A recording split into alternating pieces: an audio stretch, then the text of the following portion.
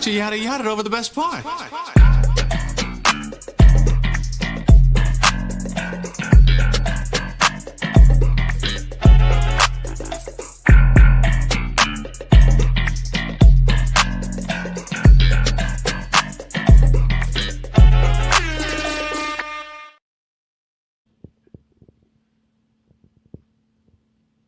Yeah, ladies and gentlemen, welcome to another episode of the motherfucking Yadda podcast, the world's most dangerous podcast, episode 129 on your bitch ass. The kid Joe Cornell, Black Hyphy's here, Sebastian's here, Andre's here. Ladies and gentlemen, man, how we feeling? What's good? Good, man. Great. As we should. Times are different right now. Things have changed since the last pod, Andre. It's black and white. Changed. It's dark outside. The world is different now. New clips. So be it.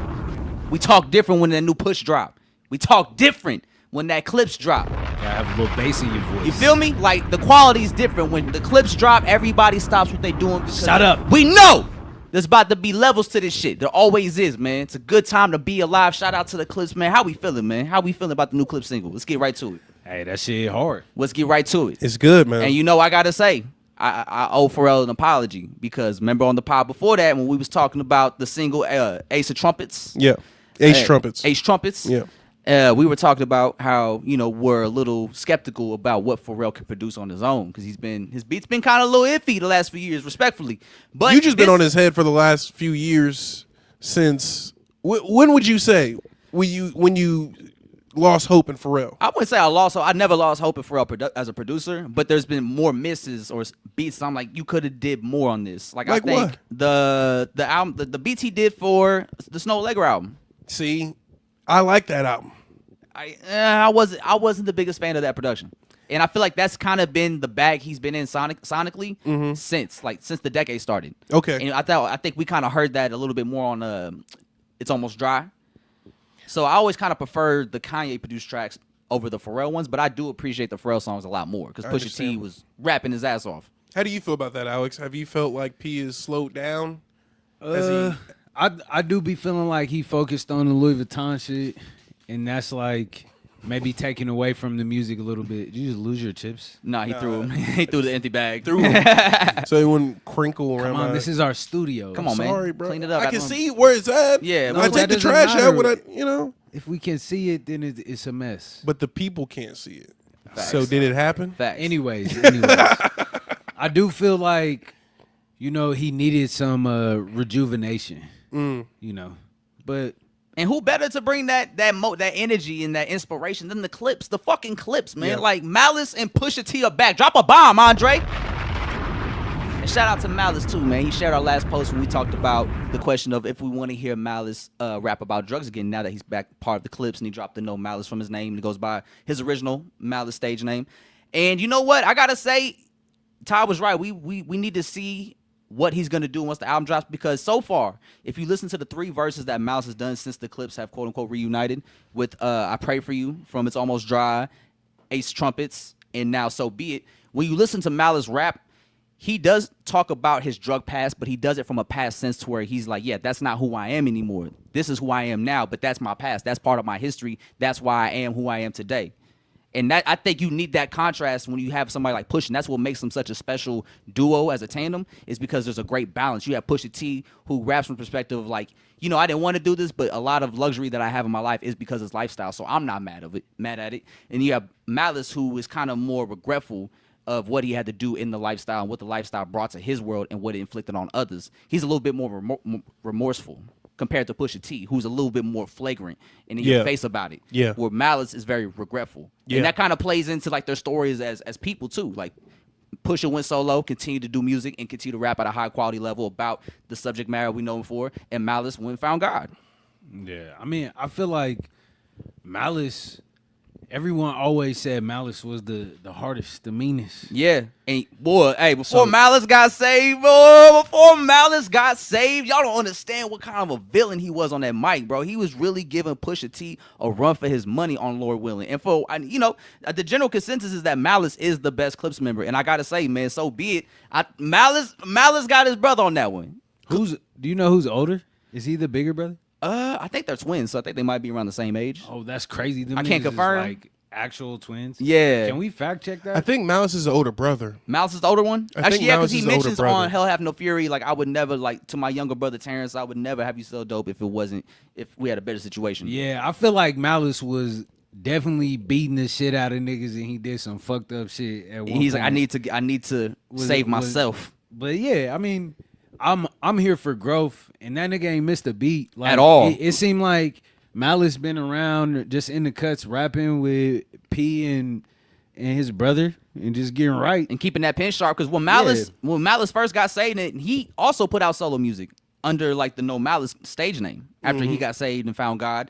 And he wasn't even cursing on the records then. And honestly, it's really cool to see artists like that, of that caliber, go that route with their pen where they don't need cursing to get their point across. Because I think Method Man's been somebody that's been doing that for years. And people don't know it until he drops a new verse and like, damn, Method ain't cursing the song. But he hasn't been doing that for years. And Malice is currently on that. He's 3 for 3. He hasn't said a curse in none of the verses he's put out. Even I Pray For You off It's Almost Dry, no curse words.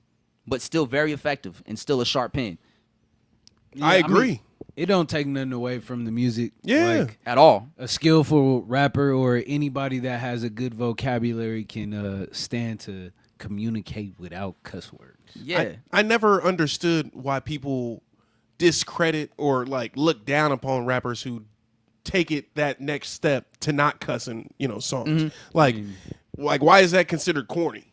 Well, I You guess know? because before that, before that, we had the clean rappers, and they were always kind of corny. We had the Will Smiths and like the Bow Wows, who when they were kids, they were advertised towards kids. Yeah. And so it was more clean, more P- clean cut. The PG rappers, I guess. Jaden Smith. Yeah, like when since they're kids, He's bigger than me, stronger than me. That's crazy.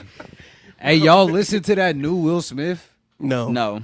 Yo, Derek put it on in the shop, y'all. I bet walked Derek to the did. back. I walked to the back. I bet could not Derek- do that fucking shit. I'm sorry, Will. It's not. No Big Willie style over here, brother. It kind of was triggering a little bit, and I just Bro, if I you don't know. like back in like November when he was going crazy, I had to ISO and say, Will Smith, please stop. Please stop this.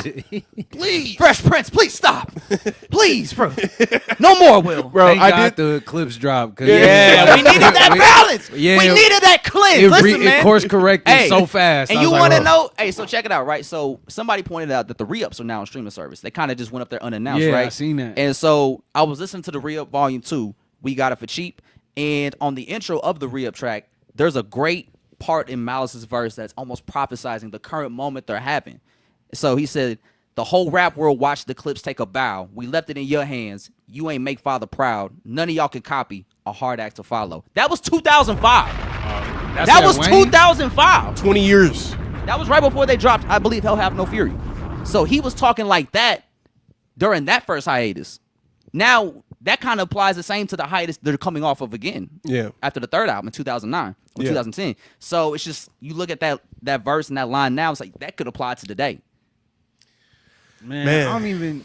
Because there's such a high demand for this project, and it really pisses me off when people are like, why are people so excited for this Clips album? Like, no, because the Clips are really some of the best rappers we've had in hip-hop history, and when they drop, there's definitely a level of quality that they bring to the table. Everything is intentional with them. Like, you look at the video is so well shot because it's the fucking Clips. They Man. played it that way. They Man. work with the best people. Like, I was reading the Clips interview with Rolling Stone that Andre G did, and they was talking about where they was wanting to go find somewhere to eat in New York. And they were talking about foods I never even heard of. Yeah. Shit, I can't spell if you would have said it out loud. Like, Yeah. it's like it's a certain level of taste that they Yeah. bring to the table and they raise in hip hop. So when Pusha T drops a Daytona or he drops It's Almost Dry, everybody's paying attention. Everybody's is locked in because we know what they bring in. And now you add Malice to the fold again, who hasn't been on the Clips since 2009, and he's coming back sharper than ever. It's an amazing time. It's an Yes. amazing time. I agree. And like looking at that interview and the timeline of how this is played out, Utopia was getting played for them in a session for this album. Yeah. It's like they really took their time and made sure that they're coming correct Yeah. with the product that they're serving. Like, which even- Go ahead. is in their bars, you know what I'm saying? Yeah, bro. It's like, bro, it's just amazing how sharp the pen is. Like, so for Malice, for example, I love that the outro of his verse is so crazy to me. He says, off the first ski up, they re-up. It's a pattern, re-up gang, right? And what song is this? This is So Be It. Okay, yes. And then at the end, he goes, like middlemen, they killing them. You know what happened. Hey, what was the song they did with Birdman? Wait, it What was was- grinding the grinding remix. No. After that, what was the song they did for Birdman? That P did for Birdman. What happened To to, that that boy? boy. Okay, Yeah. yeah. Who was the middleman on that? Birdman, right? Birdman didn't pay Pharrell. Thus, Pharrell never worked with Cash Money again. You know what happened? Okay, yeah. the middleman got Drake killed. Because Oh. what happened? You know what happened. You feel me? Come on, man. That's different. That's Hold different on. writing. Hold on, Joe. Different writing. Hold on, Joe. That's right. There's some dissection for you. That's Come on. Joe Corner Joe. Man, Yeah, bro. Like the pen goes deep. Rabbit hole goes deep, man. That's the beauty of the clips, though. Everything they write has intent. It goes deeper, man. Like it's part of the art of rapping, man. This is rapping at the highest quality you could possibly get right now. Like this is a real moment. I do, going back to that interview, I do like the fact that the interviewee asked, yo, do you think that there's an age limit to rap? Do you think that there's a timeline to this thing? Like almost like responding to what Andre 3000 has been saying. And they're like, hell no. Hell no. Hell no. We still got something to say. Yeah. And Sometimes you just got to go away for a little bit to build up your perspective and build up what you actually want to put out into the world. Yeah. Like, it doesn't have to be constant turnover. I need a summer hit. I need a Yeah. this. I need some songs for the sexy winter time. I don't For know. the women. Yeah, exactly. Yeah. So And, yeah, and that's the beauty of the clips. Like the clips know who they are. They Yes. know who they're appealing to, and they know who their demographic is. They're not trying to be a Drake or they're not trying to be a Kanye and be this big mainstream star. Now, if they get those looks naturally, works out for them perfectly. they're not trying to be each other either. No. They got their own flows. They got their own Their own styles. identity as artists. Exactly. And so that's who they know what they're doing. Yeah. They're not trying to go outside their comfort zone or what they're known for to appeal to audience that may not be there for them in the first place. They're appealing to their core audience because they know that's who loves the shit they do. That's who loves what the clips brings to the table. Their core audience, and that's what it's always been about. The clips have been, and the clips have been high selling artists before. Like during their prime, Hell Have No Fury and Lord Willin', those were platinum albums. They sold platinum albums, million copies. yeah. They did that back when you had to move units. When you had to go out and buy it. Yeah, when people had to go out their way to buy a CD for $15. Yeah. I mean, everybody is excited for the Clips album. It's like it's just a hip hop thing. It is. You know, And if you're These not are hip hop, favorite shut the rappers' fuck favorite up. rapper. Yeah. That's who Drake. not hip hop? You think Drake not hip hop? No, Drake, I mean, Drake's definitely hip hop, but like that's his favorite rapper. Pusha T was one of Drake's favorite rappers when he was younger. Don't he have a signed Clips mic? He Yeah. said he bought it. Yeah. He said there's a good chance it's probably fake, but he did buy it because he was such a huge Clips fan. I remember that shit. I mean, it's interesting. It's that J. Cole shit. Long live your idols, play they never be your rivals. Yeah. Yeah, It's I a damn mean, shame. But I But think see, that's kind of different. he let Nas down because of a bad song. Right, No, exactly. he got a point though, and I think it goes to show you like the rappers that stay relevant and stay good have a different mentality of like, I feel like Pusha T, every time he raps, he's like, I'm trying to be the best. Like I am the best. You know what I'm saying? Same with Malice. Yeah. And I think Kendrick Lamar is another one of those people that carries that energy in his music and still makes artful and like tasteful music. You Now- know what I'm saying? Still can tell a story with that same passion. Is that through line? They all dark skinned niggas. I mean, I'm not gonna say all that. Like, is Kendrick Lamar like a dark skinned nigga? He's like my color. I mean, You know, we not light. I mean, I don't know. We ain't Malice. I don't give a fuck about that shit. But this shit is good to see. And I love how they're handling the rollout because they did it they've been doing this whole roll. See, this is why it's important to have artists who care about hip hop culture, who care about the genre, who care about the legacy of this shit, because the clips are people just like that. Like I said earlier, when the clips Pusha T or any of them drop, it's a huge fucking deal because everything they do is intentional, and we're seeing that again with the So Be It rollout. Because they didn't give it to streamers, they didn't put it on DSPs. It's still not on DSPs. You know what they did? They did it the old-fashioned way and gave it to all the DJs in the music industry that they respect and that have radio shows. So DJ Head, Funk Flex, all the who's of the DJ world got that exclusive and played it on the radio. And it made it a huge deal because all of a sudden now we're getting live clips of the radio play. Everybody's going crazy over these radio snippets. So now we're fiending to get the audio version. Yep. Then the next day they dropped the lyric video. Yep. Then the day after that they dropped the music video. Yep. And they running it up. It's got 3 million. It's been doing 1 million views a day. A day. All because they didn't put on DSPs right away, which was the smartest move they could have done because that's a great way to build anticipation for this album. Like, this song is amazing. People want to hear it on their phones right now, but you got to wait for the album. And unless you got YouTube Premium. Yeah. Or just go to YouTube and run it up. Literally. Like, it's out there. I remember I was playing the music video for Sav, and she was like, "You've never played this before?" I said, "Yeah, it came out today." She said, "But it got 1 million views." Yeah, drop a bomb for that, Andre. Go ahead.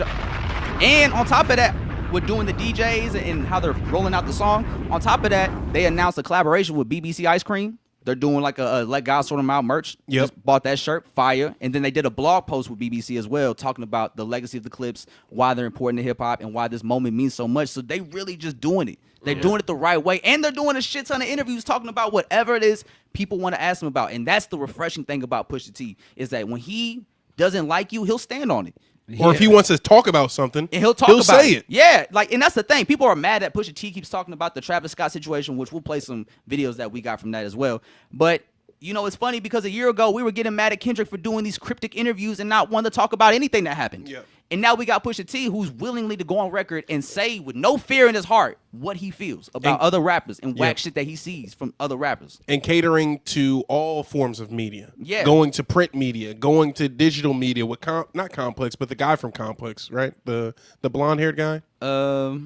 He's a guy that does the Blueprint. Oh yeah, him. Yes. Yeah. So yeah, him and the Clips did that together. Exactly. Yeah, so like there was like two written interviews I seen. There was a fucking podcast interview I saw come out. There was another interview, Ebro, that came out. Like the Clips, since they're such old school artists, and this is what really separates the legacy artists from the new generation, is how they approach the rollout time. Like, they're active. The Clips are old school artists. They remember when they were coming up. When you put out an album, you got to hit all the markets, all the radio stations, do all the interviews, make your presence known in the space so people will play your shit. Do you think that this would make it like relevant again, or make it to where artists want to go that extra mile to promote their music? Yeah, I think everything is kind of shifting back to what it once was. Everybody is like, touching back in with their roots. Mm-hmm. And we just getting a lot of high quality rap albums from like legends right now. Yeah. So we just got to be grateful in this moment and enjoy it.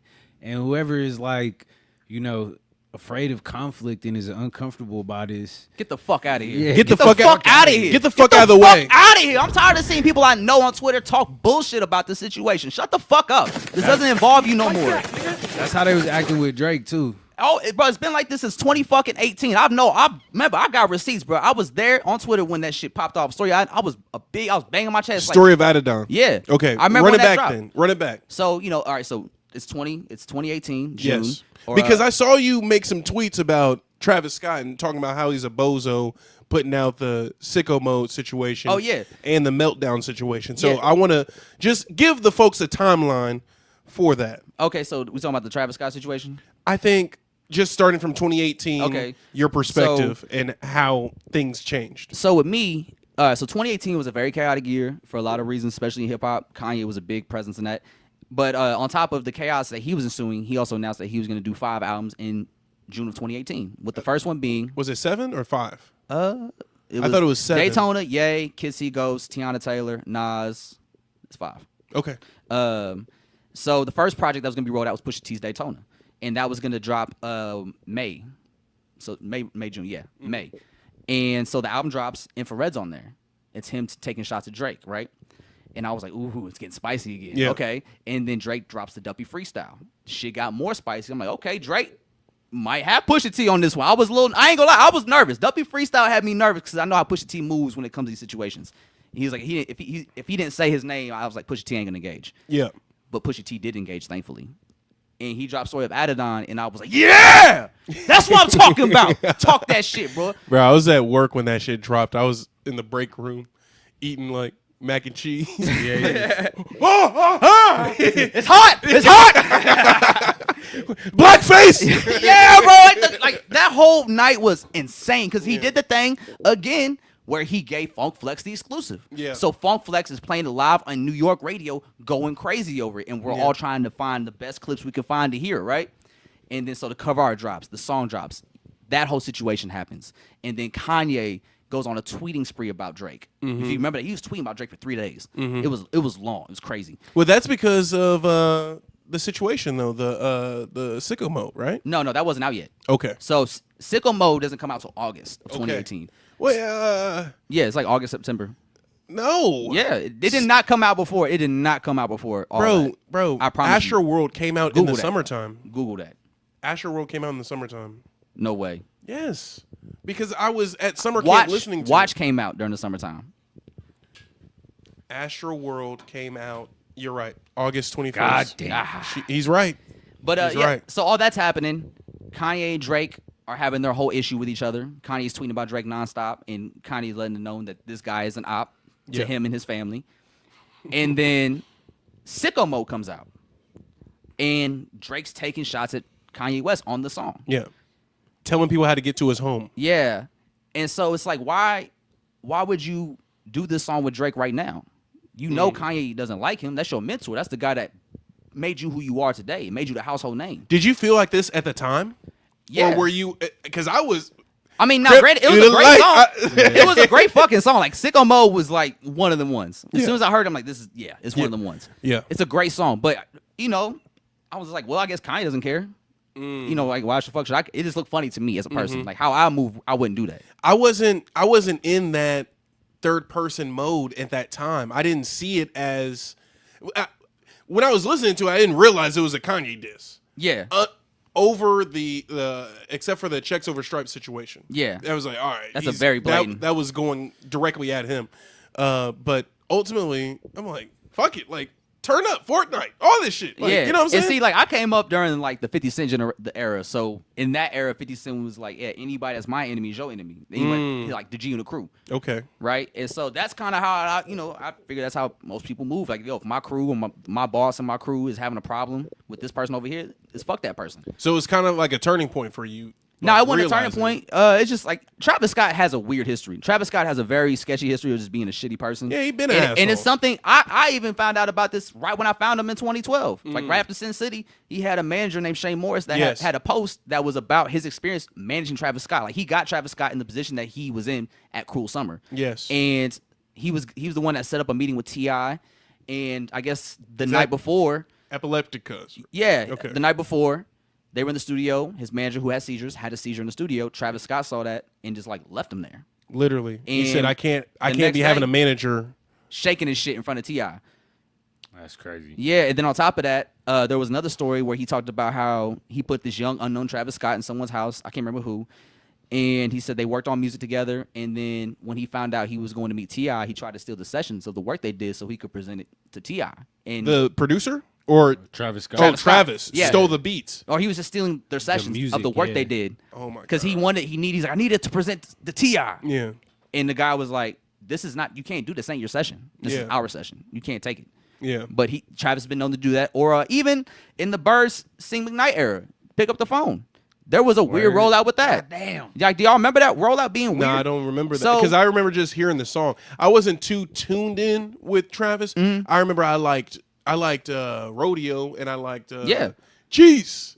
Jesus. Yeah. Oh, Jeez, that was yeah. the prayer. Yeah. I But, never realized he was so weird like that. I knew And- he was weird after the. No, this is not SummerSlam. This is what was it? This is not Summer Jam. This is a Travis Scott show. Yeah, this ain't church. Yeah. Yeah. When he kicked the He was in cameraman Atlanta. off the stage. Oh no, that was Hot 97. Yeah. Yeah. Summer Jam. Oh yeah, Summer Jam. When he kicked Cuz off stage, I knew he was a weirdo. Bro. And then so with the pick up the phone situation it was weird because it was Young Thug's song originally. It was. And it was gonna be Stara, who is a big writer in the industry for artists. Like she wrote for I think Needed Me for Rihanna. And so if you listen to Pick Up the Phone, you'll hear a little right before Travis's verse starts. That was supposed to be Stara's verse. So Travis Scott essentially used Stara's verse as a reference and just took her vocals off and put his vocals on where her verse was. And so when he did that, no one knew in Thug's camp that Travis was doing this. So Travis does that and puts the song out without Thug or Quavo even knowing about it. That's crazy. And so that's why when he first put it out, he had to take it down real quick and re-upload it as Travis Scott and Young Thug. That's fucked, man. Because I was listening to that song all summer 15, man. Yeah, it's a fire ass song. He is on the spectrum, y'all. I mean, I will say, I do think Travis Scott does have Asperger's. I'll say that. yeah. And I say that because when I've watched his interviews, he's very awkward socially. And I think that's why we don't know anything about Travis Scott, or he doesn't speak on that, because he doesn't know how to word his thoughts very well. And when he did word his thoughts, remember he was talking about George Floyd? Yeah, or Mike Or Brown. not George It's Floyd, Mike Brown. Mike Yeah. Brown. I'm like, bro, come on, bro. Yeah. You didn't even have to say nothing. Line? Where do you draw the line at? Because, like, listen. Draw the line where? In terms As of him far being as, an like, asshole and holding me him liking the music? accountable, like, you know. I guess for me, because I've known about all this stuff for years with Travis Scott, and I've seen it all play out in real time as it happens. With me, it's like I know he's a shitty person, and he's probably a shitty person to deal with. I think Denzel Curry even insinuated. Somebody asked him on Twitter during the Q&A, like, "Would you work with Travis Scott?" And he's like, "Nah, you got a shitty attitude." And a lot of people have those stories of Travis Scott, but it's the thing in the industry where people will tolerate it because there's a lot of money behind Travis Scott, and there's a lot of money you could be you can make with him if you guys work together. So it's Is that still the case though now? But I mean, now we'll see what the next project does. If the next album does insane numbers, which it probably will, it's only going to allow people to, like, yeah, fuck it, we'll put up with it. It's probably one of them things where people don't like him behind closed doors, but when it's time to work, they'll put all that aside. And I think Travis Scott, Drake, another one, are two artists that have benefited from that over the years because they're so profitable as a business and as artists. And I think, like, they still have fan bases that money is there. The fans are there. Yeah. So even regardless of how Pusha T is handling it, I don't think it's going to affect Travis as far as, like, the money goes. Like, he's still going to be able to, like, tour. He could still put out sperm T-shirts, and his fans will sell that shit out. Yeah, like, niggas, y'all still going to buy them T-shirts. And the thing is, the average Travis Scott fan probably isn't even a deep hip-hop fan.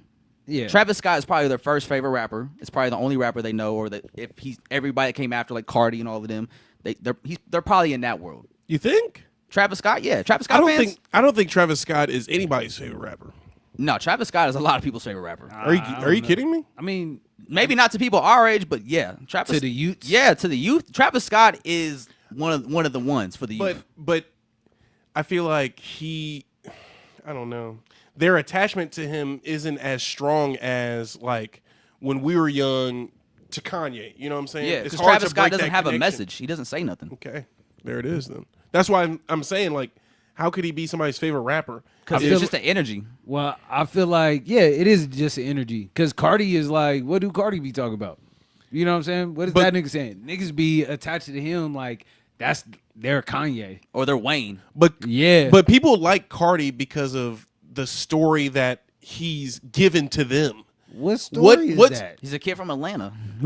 I'm he saying, got like, it. the anticipation of a whole lot of red. Like, there's a story in that, in, like, the will he, won't he type situation. Like, that might be an aggressive way to entice fans, but that connection stays true for these fans. I don't think that Travis Scott really placed himself on top of the youth like other artists have. He definitely did. I would say he was the first one to take over the youth. Compared to Cardi, yes, he is the trailblazer for that generation of artists. Okay. The SoundCloud era? Yeah, like for what Cardi and Uzi and all them do today, Travis Scott was doing first in 2015 when he put out Days Before Rodeo and Al Farrell. Okay. Like, he was always on that very high energy shows, chaotic performances, rage music, you know. But the thing that Travis Scott's good at, that I will give him credit for, is that he's not a great rapper by any means, but he has good flows when he raps that are interesting enough. He has a good voice. Great rapping voice if he ever uses it. He takes the autotune shit off sometimes. And then he just knows how to use good filler words. He knows how to use words that sound good together, even if they don't go past the surface level. And he knows the value of shock value rap, like a Kanye bleach my asshole type line. Yeah. Travis is the closest person to Kanye that could get those bars off, like those like what we talked about. Want to know if my dick longer than a Pringle box? Exactly. Exactly, bro. You see what I'm talking about? Like exactly. And we let that slide. And then, or like, Pray for Love from Rodeo. He said, "Let me tell you how Jock turned Scott." And then proceeds to not explain shit. Yeah. He didn't explain nothing. He was just like, "You want to know? Yeah. How about this? You want to know this? Yeah. Well, anyway, Dick Pringle box. He said, my mama kicked me out. Now she don't have to work no more. Yeah. Like, what happened in between there? Where's the yada yada? He just Like, all bro, where feeling. did that happen? What happened? Yeah. Like, or if You you were listen, stealing from your mama, got kicked out, Yeah. and then now she don't have to work no more. Where? A lot. Like, a lot, bro, yeah. Like, what happened in between there? A lot. he was leaving his producer in the studio. That's I what know. His manager. And so- was fucked up. And so when we tell you this, like when we were going down the timeline, right, and we Yeah. even get to the last year, 2024. Okay. Before Like That drops, Future, Metro did, I believe, a Rolling Loud in Miami or LA, one of them two. Yes. And, you know, it's right before they dropped their album, We Don't Trust You. And Travis Scott's on stage, he's turning up with him, and then he was like, "Yo, play that unreleased, play that one." But And like, they said that they didn't have the Kendrick verse then though. because I think they might have showed him the regular version, because then somebody said Metro or Future goes, "Yo, Metro, play the first one." Oh. Because if you listen to what he played at that show, there's a whole different second verse where Kendrick's was, and it was just Future. Is it the one So- that they play at the end? where it fades out. Maybe. I have to listen to the clip Damn. again to verify. But, you know, but it almost seems like Travis maybe knew that he heard, like maybe he heard the Kendrick verse, and that's why he wanted to hear it so bad in that moment, because he's like, that song's a banger. But then also Travis also has had issues with Drake in the past. With when he first started fucking around Rihanna in 2015, and she took Travis on tour for the Anti-Tour. Yeah. Drake popped out, and then that kind of resparked the whole Drake-Rihanna rumors together. And I remember Travis Scott put on his Snapchat, he was like, "Fuck the 6 guy, she wants the flame." Some along the lines of that.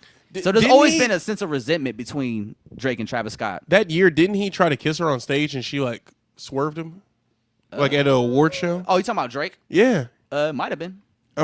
Do you remember that? Oh, that was I remember that. Was that when he gave her the award at the ESPYs or some shit? Yeah. Yeah, she's like dabbing. Yeah. Bro. It's like, "You're the girl of my dreams. I've been in love with you since I first laid eyes on you." I'm like, okay. Bet. Yeah, That's a crazy shot. that was a That's crazy full shot, court because we're shot all right there. we're all watching it, and this is her award. Bro, Tom Brady's in the crowd, bro. The ESPYs. Come on. LeBron, bro. hey, He's like, LeBron's there, "Goddamn." dog. Calm it down. Calm it down. You're not top dog here. You not. Hey, she a wherever he at fan. Yeah. Come on, man. Keep it player, man. Keep it player. And but see, that's the thing. So like, Travis Scott is just somebody that has always come off to me. Even T.I. Like T.I. talked about how him and Travis Scott butted heads a lot, especially early on, because T.I. was an integral part in Travis Scott's career as an artist. That's my cousin. He was Shout out he Tip. was signed to Kanye as a producer, and T.I. signed him as an artist, and that's Yeah. how Travis was able to get a platform as a musician, right? And you know, T.I. had a heavy involvement in Travis's career early on, but that still caused a lot of friction between the two, because Travis was so hard-headed, and he was like, "I have to do it my way, you old-ass motherfucker." Because that's kind of how Travis would talk about T.I. Like, I think they might have been a situation where, I think we talked on the pod about how Travis talked down to T.I. or something, because he took him off the Quintana shit when he put on streaming.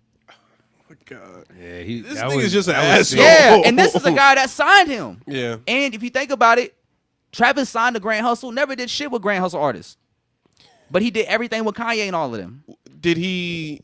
Wasn't he a part of the "Ain't About the Money" record? No. No. Nah. I think B.O.B. was on that remix or something, if there was a remix. Goddamn. I think about Shout just out putting Bob. it together though, because like Thug and T.I. weren't, On the best of terms. they Or- weren't in the same realm of things. No, you actually, know? no, because that's an Atlanta connection, though. Okay, yeah. And, you know, T.I.'s an Atlanta legend. Thug Yeah. was popping at the time. That's It made easy. sense. Yeah, it was an easy connect. It was an easy layup for T.I. as well. But now we're in this situation where the So Be It verse comes out, and there's a couple lines that Pusha T was alluding to somebody about, you cried in front of me, you died in front of me, seen Calabasas take your bitch and your pride in front of me, heard Utopia moved right up the street, and her lip gloss was popping, she ain't need you to eat. And Bro. I was like, at first, because I only saw the first lyric, the Yeah. first half, before the Utopia part, and I was like, oh, he talking about Kanye, because he already had the quote about Kanye where it's like, if I don't respect you as a man, I can't work with you, and he knows that. But I knew the lipstick stuff was about Kylie But already. I didn't hear though. that part though. Okay. I just saw the lyrics the night it premiered. Okay. And I was like, oh, he talking about Kanye. And then the full thing came out. I was like, whoa, where the fuck this come from? Yeah. And we got some clips. We got 2 different interviews of Pusha T talking about this moment in the song. So you want to play the first one? Or one of Okay. them? Yes. Just to give y'all some context about why he's saying these things about Travis Scott. This one's hilarious. He's shameless. It all came from actually being in Paris. So Drop be this it, down. so be it, Drop this down. so be it, so be Came it. Here. Because through like we're in front of the carrying the we're in front the of the screen right now. You can't see Utopia it. briefcase. Yep. Doing his whole spiel. He comes, he interrupts the session. The next day, the meltdown verse or whatever comes on. I melt down the chains that I bought from your boss. Drake on Travis Scott talking about melting P, Pharrell's jewelry. yeah, and all of that. That was a corny, like you shouldn't have been here anyway. Him specifically too. I don't take it as personal as I should. It's Travis. He's harmless. I'm not into what his whole makeup. I took it there. Her Utopia had moved right up the street, and her lip gloss was popping. She ain't need you to eat. And then to to come back in our fold. To make a point of... Yeah, to invade the fold and then, do all that he did. It was like, man, that was corny. He's shameless. He does it. You've seen him do it to everybody. I've definitely had to put my hand on your shoulder before. You died in front of me. You cried in front of me. Cried in front of me, you died in front of me. Calabasas took your bitch and your pride in front of me. Calabasas took your bitch and your pride in front of me. I had to help you. People take that type of shit for granted. I don't take that for granted. So be it. Andre? That's what I'm talking about, man. Call these motherfuckers out for their whack behavior. We need more of that. That's what Kendrick was trying to do last year, but you stupid motherfuckers didn't want to listen. And now we here. No, So they be it. listened. So be it. And that's what, because They listened. They didn't learn. and it's, yes, exactly. And you know what was funny? What was one of the first things Chief Keef said on Don't Like? Fraud niggas, y'all niggas. That's the shit I don't like. But he said, playing both sides, that's that shit I don't like. Man. So why is it okay for Travis Scott to do it? Because he sold a lot of albums? Because he's a huge star in hip-hop? Like Travis Scott, I will say, I'm not taking anything away from what Travis Scott's contributing. He's a very influential figure in the hip-hop space. But as far as contributions to hip-hop, like what is he really bringing to the table that's just like blowing us away outside of production value? I think commercial value. We've had plenty of artists who've had commercial value. Travis Scott Before, has... wait. All right, he's about to bring up Flag on the play. Jordans. All right, go ahead. Mention the Jordans, the Fortnite. No, Come on. flag on the play. Before Travis Scott, he was the first musician to ever get a McDonald's meal deal ever. Yeah. That's major. It's pretty dope. That's hella he's major. definitely done like a lot of cool collabs and cultural stuff. Yeah. And like before him, it was Monopoly and the Olympics, nigga. Like, come on, bro. Like now we got Lotto meals. Now we got Angel Reese deals. You know what I'm saying? Like he really kicked down that door. It's not a just throw your hand up, Joe. Like I mean, like... some black shit. Like, come on. You got to give him credit for that meal deal. You got to. yeah, I like what Pusha T said. It's like he's harmless. He At is. the end of the day. That's And, why he's not afraid of him. I mean, Hey, yeah. all I gotta say is, Travis, don't let this nigga get you out your body. You ain't never put out a diss in your whole life. You ain't never came at nobody your whole life. Well, just keep it that way. Just right. keep making me dance and shaking my hand, and it'll be all right. All right? I was going to say the quote that he called the dance Travis was doing, but I was like, nah, that ain't going to Nah, work for me. that's not your place All to right, say. hit the next video. Hit the next video. All right, let me pull it up. Hold on.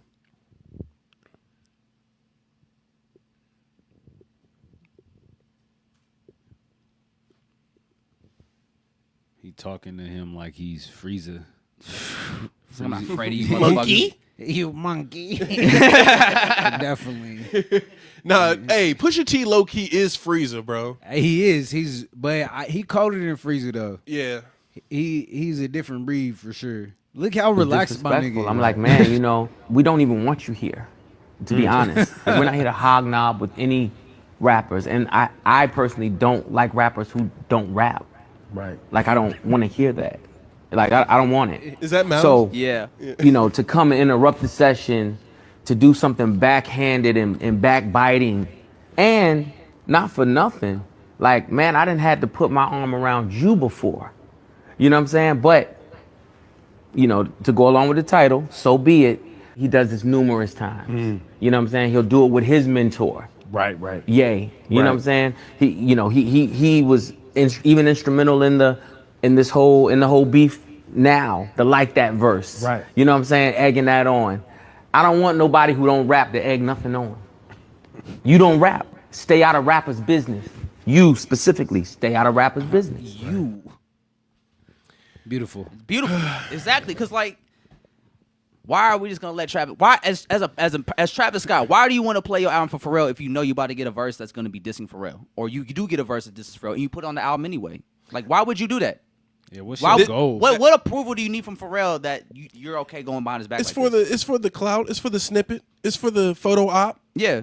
It's for that. But if Pharrell did produce on your album as well, that Yeah. you have this Drake diss that is going towards Pharrell on the album too. It's like, how in your head, how does that make sense to you as a person? Joe, I want to ask you a question. Do you think, can we play devil's advocate and say that Drake submitted his verse in late, like how He did Sicko Mode? Yeah. Which is okay, cool. Say he does that. You're cool with Pharrell, right? You just played him your album, right? Like, you was excited. You wanted that the cameras there for the op, right? Do you still stop that as somebody who's Like, if I was Travis Scott, if I was me with Travis Scott, yes. Jacquees Webster? I'm not putting that verse on the album if I know me and Pharrell are cool and I was just with Pharrell. Yeah. It's And you too weird. interrupted the session. And on top of that, yeah, bro, like, you need to have some self-awareness of, like, what space you in right now. Like, yeah, you Travis Scott, and salute to that, because you are a big deal in hip-hop, but this is the Clips and Pharrell right now. Yeah. Don't come in with that utopia And we're in bullshit. Paris. Yeah, at the Louis Vuitton studios. Like, Go this, do something else. I Like- thought he was at his crib. no, they were at the studio. Okay. That's what he said. We were at the Louis Vuitton headquarters or studios Mm-hmm. working on the album. Travis Scott just bulges in and takes over the session or interrupts the session because he wanted to play Pharrell the album. He wanted us to have us on camera, yada, yada, yada. It's like, these motherfuckers are in here making So Be It, and you about to play Fiend. That would That's be some- hella annoying. Like, could you imagine just being in the session? Like, How old is he Travis too? Scott walking in? Travis He's like Scott's 34. Yeah, he Oh my God. old ass man. Nigga trying to be on some young nigga shit. I understand if he was a young nigga, right? P. Listen. But it's like, bro, And on top of you that, 34 with a child. and on top Two of children. two of them. And it's like, you about to play this. That was a long ass album. That was like 18-song album. You interrupted a whole session to play 18-song album for us that we didn't ask you to play in the first place. We didn't tell you to show up. We didn't want you here. We're obviously locked in on our Too own much shit. time, bro. That's too much time. You just interrupted the session way too long. If they played the whole album, like Pusha T said, that's a whole hour you just killed. Fuck it, Joe. I'm on your side, man. I'm on your side. You feel me? It's like, hey, like I said, I like Travis Scott's music, but when you really break it down and just look at who he is as a person and as an artist, it's like there's not a whole lot to be desired, but he is commercially successful and he's done a lot of great things in the commercial aspect of. And I gotta give him his hats off because when I heard Al Farrow, I did not expect him to be the first rapper to have a performance at Fortnite or perform at the Super Bowl. Yeah. Like, he's really gone above and beyond, and I got to salute him for that because it was fun to watch. Like, I've thoroughly enjoyed seeing him become a guy that's selling out coliseums in Rome. Seeing or hearing Antidote for the first time in the party and being like, oh, what the fuck is this? And to see where it went. And I remember I feel that like that's being good. a popular snippet at the time. Like, when he was first teasing at live shows, like, that became a huge, highly anticipated song. And that wasn't even supposed to be on the album. Literally. That was just supposed to hold people over for the album. And then the song got so big that he had to put on the album. Bro, that was the first one where I was It was like, a all right. cool run. I mean, I loved all the early shit. I remember hearing old English when we was in Maryville and shit. Shout out to King Chip. Hey, drop a bomb for that one right there. Old English, that was the first Travis Scott song I remember seeing him promote. I guess this is big, just like being someone who I consider myself a fan of hip hop and a lover of hip hop. And we do gotta have some gatekeepers. And who, if not Pusha T, in the Clips to be the gatekeepers? And on top of that, go ahead, finish your thought. No, I'm just saying, like, we can't be doing the weird shit. That shit's over with. The party's over. Yeah. And this is more proof to that. This just adding to that. And niggas already been on this time, and I love it. And we It's ain't beautiful. We ain't even heard the Kendrick verse yet. We haven't. We ain't even heard the 7-figure Kendrick verse yet. And some people said that might not even be the best verse on the album. Come on, man. Come on, man. Like what this Come clips, on. like I said, the clips, they raise the quality. They raise the genre every time they drop. That's why this is important. Yeah. That's why this matters to a lot of people that care about hip hop. Like you said, we need gatekeepers. We need people that care about the quality of hip hop. Speaking of gatekeepers, speaking of genre, staying there, do you think that there should just be another category? Should it be like classic hip hop or like or like an adjective before hip hop to class this and like so young niggas can't be like, oh, why you moving like this is how we move in this area? Yeah. Should it be like that? I don't think so. Like that's not gonna help ignorance. Like if somebody don't want to hear it already, or if you already are like hell bent on this my favorite rapper, I'm gonna find everything, or I'm just not gonna listen to what you got to say, then it's not for you. I'm cool with shit not being for people. Like Man. if this not your party, don't come. Man. Yeah, like That it's better for all of us. Why you here? That's weird. Like you don't fuck with that's the whole issue is like you don't fuck with this guy, but you got a song with him. Yeah. Or your allegiance lie here, but you still fucking with bro. Like it's weird. I mean, yeah, and whatever it come down to in any situation or any circumstance, that's just odd behavior. This nigga wanted his cake, millions of cakes, and eat it too. Eat it too. Just have it both ways because he was so used to that. Yeah. You was so used to moving like that once you got into the space of people that don't operate like that as people and they don't even socialize with rappers like that, you offend them. Yeah. Because it's like you moving like a rapper, like you used to being that guy in the space and being able to do that. And being the biggest in the room. Yeah, like you bigger than us, but that don't matter to us. Yeah. You can't poke You the might be bear. more commercial, but that don't matter when it comes to principles and morals. Yeah, and that's Yeah. what we have over here. Like this is a family right here. Yeah. You trying to insult that by putting this guy who's talking slick about our guy that put us on, Man. who's hip hop royalty, and then you want to Black royalty. Then you want to come back in the circles and kiki with us again, like it's all cool. Like no, stay the fuck away from us and stay over there since you want to do weird shit. Man, come on, man. You Come feel me? on. Restoring the feeling. Hey, hold on. Restoring the feeling. Hey, Shout out Joe's to trying to Joe. get back on that Malice story. He trying to Hey. get reposted again. Hey, shout out to Malice, baby. Hey, I'm glad Malice understood what we were saying because a lot of you motherfuckers didn't. Y'all are so dense. Y'all are so stupid. You clearly didn't watch the video. We were on his side. But Joe, with that, we got to start responding to motherfuckers in the comments on the content side of things. Don't put it like, I do that for an engagement. man, hey, watch the next show. Yeah, watch the next show. Watch the next show. Yeah, we're gonna Sunday. address it. But shout out to Malice, man. Man, he really came back swinging. The clips are back full swing. It's just great energy in the genre right now. Great time for hip hop, man. So it's a great way to kick off the second half of the year. Yes. Yes. Real great tone setter. I got a question for y'all. How do y'all feel about the folks saying that Pusha T is just using this for the rollout? So Suckers. Yeah, And? so what? Did we cry when 50 Cent did it? No. y'all didn't cry last year when y'all wanted the Did we? back, Hey. back, Did we cry? or drop. Drop. back. Did motherfuckers say Hove was trying to reach when he was using Takeover to promote Blueprint? No. Motherfuckers saying the same thing about Nas when he dropped Stillmatic and Ether was the song that had everybody going crazy. Fuck Jay-Z. You feel me? Like that's part of hip hop. This is part of hip hop. If Yeah. Pusha, and the fact is, you gotta respect Pusha T because we're in an era where people were so buddy. And No Kiki. one, no one ever wanted to say anything offensive. Nobody wanted to speak on anybody in a negative way. You have Pusha T, who's like, I don't care about none of that. If I don't Yeah. like you, I'm going to tell you, and I'm going to say it explicitly, and I'm going to say it with confidence. It Yeah. feels like He doesn't, like you said, look how calm and relaxed he look. He don't look just nervous. be- no heart rate jump, nothing. Nothing. No heart skip. He means every Chilling. word he says, and we need that. You wanted Kid to do that last year. He didn't do it. You got mad. We all did. Pusha And then T- he did it. Then he did it. Yeah. And then now Pusha T's doing it. Anytime you want any question you want to ask him, he'll answer it. We need that. He's Yeah. probably one of the best people to interview in hip hop. It feels Ever. like nature is correcting itself right now. Yeah. You know what I'm saying? Mhm, like the we're 2 years into the run. yes, for a minute it was just so pop heavy and lush production, and the party had to end. It did. It had to. I we feel needed- it. Niggas was just kicking it too long. Niggas are definitely kicking it way too much. Yeah, Yeah, way like, what's too going long. on? It's the pandemic, gang. Like, niggas are dying. Hey, Why my are boy, we? it was the pandemic. My boy, something about life is good. The value of the dollar is going down. Bro, the pandemic was going down. This nigga was asking, let's see what's happening next, okay? Remember? Okay. Like, bro, we're dying. On Valentine's Day, I had sex. Okay. I don't care, bro. Like I'm Stand trying for to, something or fall for anything. I'm trying to get a stimulus check right now. trying to get a stimmy, bro. I don't care if you had sex on Valentine's Day. I don't care. Times are hard. Don't tell me life is good. And what's crazy is, never mind. I ain't even gonna go He's there. Say it. I thought you were the flagrant? push it Yeah, you're guy. the one that's supposed to What the fall on fuck? the sword. Man, the sauce kind of hitting me. Hold on.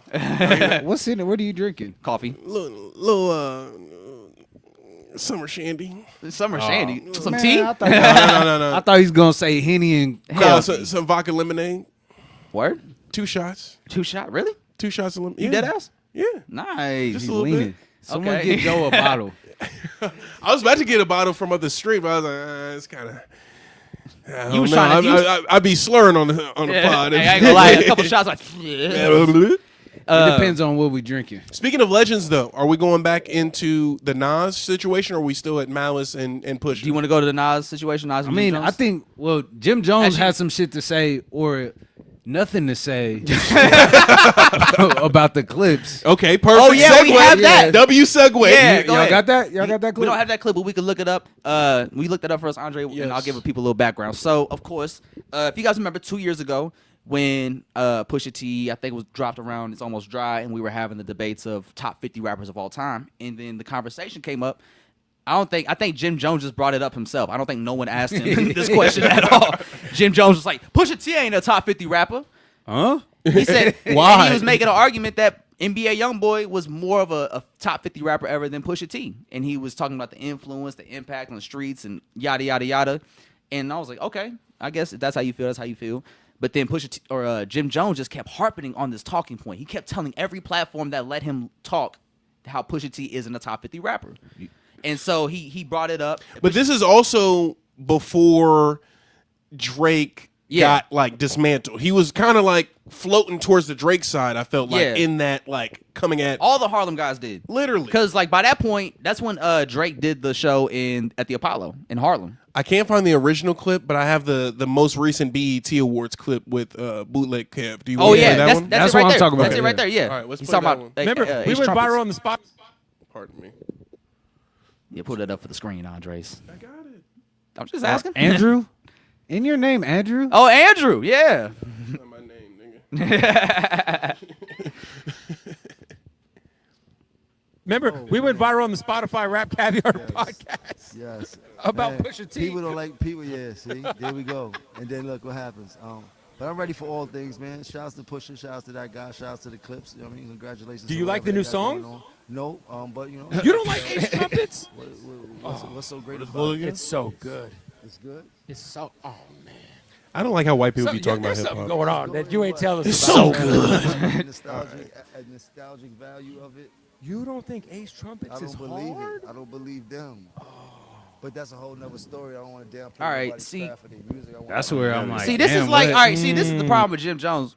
Jim Jones is when he speaks on topics like this, it's clearly coming from a biased standpoint. Yeah. Like there's something that's motivating a bias. I don't know if it's Drake, since you're really cool with Drake and he shouts out diplomats a lot in Harlem and whatnot. But it's just like it's obviously not coming from a well-intentioned place. It's like, all right, you just don't like this guy for whatever reason that you have behind it, right? And Could he then be waiting for the shot back for the the 'cause boost up? Pusha has a response to him. It's on the album, but we just haven't heard it. We've heard a snippet at that Louis Vuitton show 2 years ago. Oh yeah. Yeah, so that's the response. And so ever since then, Jim Jones has been really harping on the fact that he doesn't like Pusha T or the clips. And he's like, I don't believe him, right? And it's funny Jim Jones says that because earlier this year, if not last year, Cameron went on a whole rant about how Jim Jones isn't from Harlem. And he's not even friends with Jim Jones. That's Jim Jones was a guy crazy. who just tried to tag along with what they had going and begged to hang out with them. And that's how Jim Jones became part of Dipset. And this is what Cameron said. And so the fact that he's like, I don't believe him, like, dog, your whole story might not be believable either. And what have you done musically? Weren't they making that nigga do backflips on the block? Yeah. They was doing Yeah, dead ass. That's what Jim Jones's role was early on the Dipset. And like Jim Jones is a very entertainment, nigga. Dance, nigga. That's crazy. yeah. All my homies do cartwheels. We do cartwheels all the time. Like, hey, yo, hit a cartwheel real quick. It's Jim Jones with the dusty braids. Yeah, How old is them niggas? it was probably like early 20s. That nigga said, They did patty cake. They did patty cake on stage at one point. Like, listen, bro.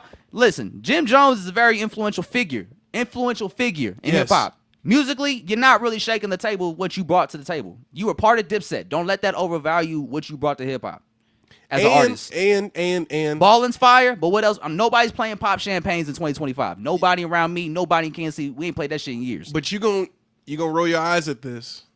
But Jim Jones was a pioneer in terms of the reality hip hop yeah, space. I'm not. I mean, I don't. He was the first nigga to like, okay, let me get a spinoff show, and Yeah. he was. I don't care about that shit. That don't mean nothing to honestly. me for real. Like, Yeah, That's I not know. that's not really cool to me. It's not to be the first one though. Nah, And that's- then once it got nasty, I he mean, left. it's- I feel Hey, like there's more it's- value in it's that. money in it. Like nigga made money probably. But the value in to be like, all right, I'm gonna just walk away once it's not how it I was think- pitched to me. At the end of the day, it's about the music. For me, like if you gonna call yourself an artist or a rapper, you need to be doing that. That should be your main thing. Okay. You know what I'm saying? Be what you say. A la And Travis Scott. yeah. Not necessarily like that Jim Jones is like claiming to be on that. Niggas is still asking for his opinion. Niggas are Yeah, still, I mean, you know, like I said, he's a very influential figure in hip hop history.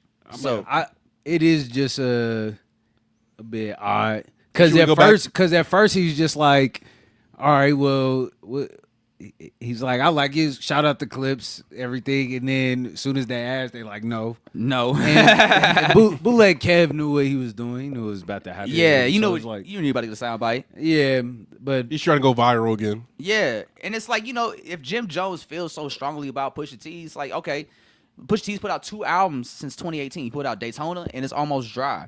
I can name you songs from his albums. How many projects did Jim Jones put out since 2018? And how many songs can we name?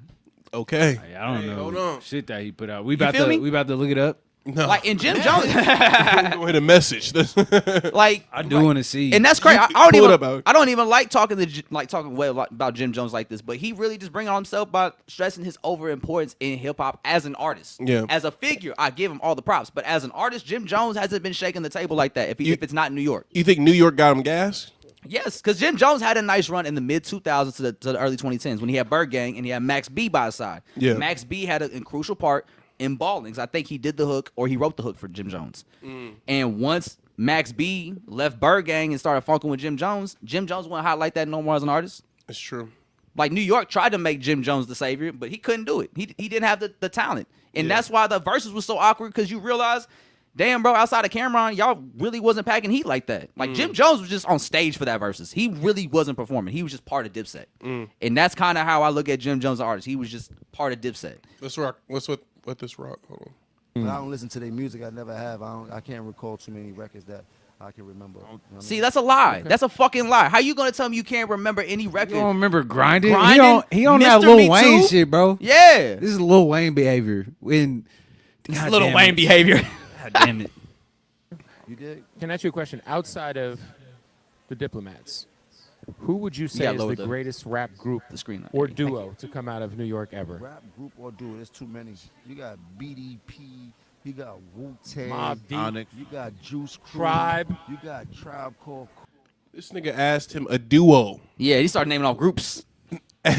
Started naming two off. of them. started naming niggas three and up. Yeah. Like, bro, come on, duos. And so not only is Jim Jones been on a press run talking about Pusha T, but he's also been talking about how he is a better artist or has more hits than Nas. And that's when I'm realizing, we really letting it get to a point where, Getting out of hand. yeah, It's kind of this shit really getting out of hand. Yeah, Cause New York we really got largest- these niggas gas, we bro. the largest Andre. And largest, yes. Yes, thank you, sir. Yeah, bro, because it's like now you trying to talk down on New York royalty as a New York artist who, yeah, you have some legacy in New York, but come on, bro, you not Nas. That's like saying Tech up there, which he is, but it's like, come on, yeah, bro. there's levels to it. It's like, come on. come on, you're talking about Nas here. Yeah. Nas is arguably the greatest rapper to ever grace hip hop. Yeah, Jim He's Jones. on the Mount Rushmore of New York rappers alone. On the Mount Rushmore of rappers alone too. So Yeah. like he got 2. How is he defining like hits? Just like shit you hear. He's like, no, he's like shit you hear in the clubs. Like no one goes in the club and says play that new Nas. We but- need to stop mean, that But narrative. then again, no one goes in the club and say play that Jim Jones either, unless it's balling. We don't know what it's like out there, bro. You gotta go. Oh, Like that's when right. you out there, you gotta go see. I Like, gotta get a heat check on the Jim do Jones interviews. in Is like y'all listening to Jim Jones? Yeah, he did put out Y'all a project still this year listening. though. He did. Yeah, it's called At the Church Steps. It's an album. It came out February 28th of this year. Hey, you know what, Jim Jones? You didn't make B-Dot's top 10 list for first half of the year. So what's that say about that album, huh? B-Dot, talk to him. Come on, bro. That's put Come B-Dot on. put Sort it B-Dot in the out, hot seat yeah. on that one. Hey, let B-Dot sort him out.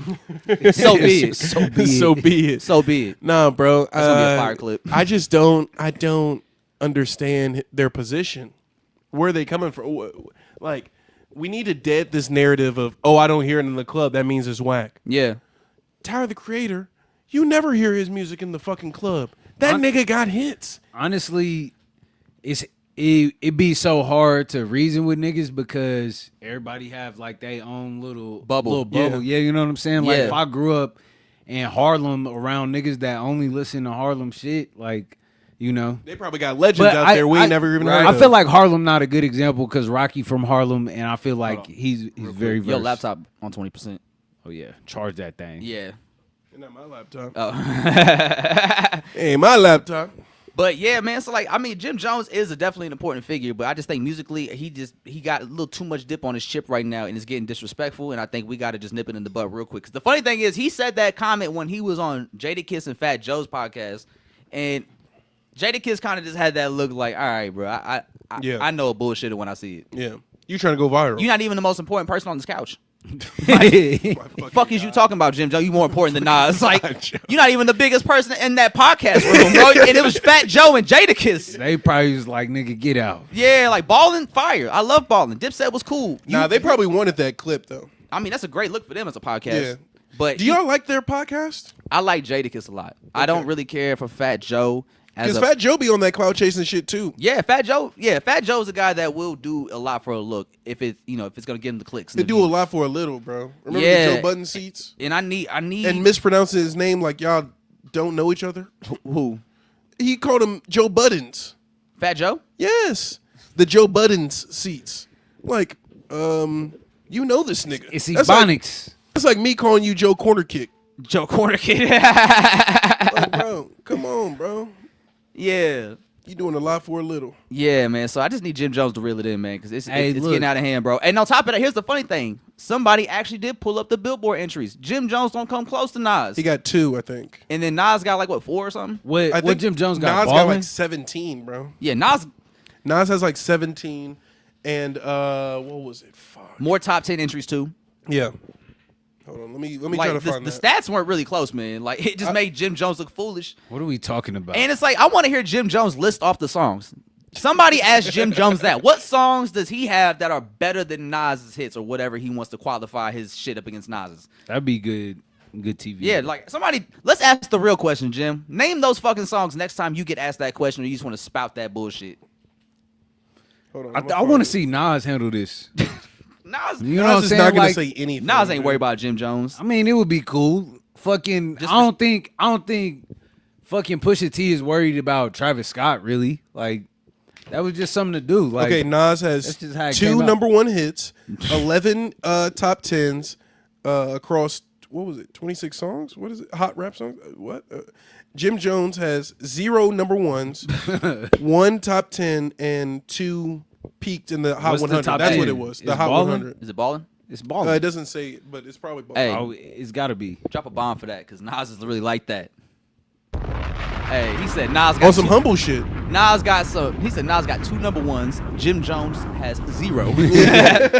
Nas has 11 top 10 entries. Jim Jones has how many? One, 1. 2, or is one? So it's ballin'. It's 0 #1s for Jim Jones. What was? Hold on. Fuck. Hold on. You just look up Jim Jones. So Placement. Nas, he has 2 #1 hits.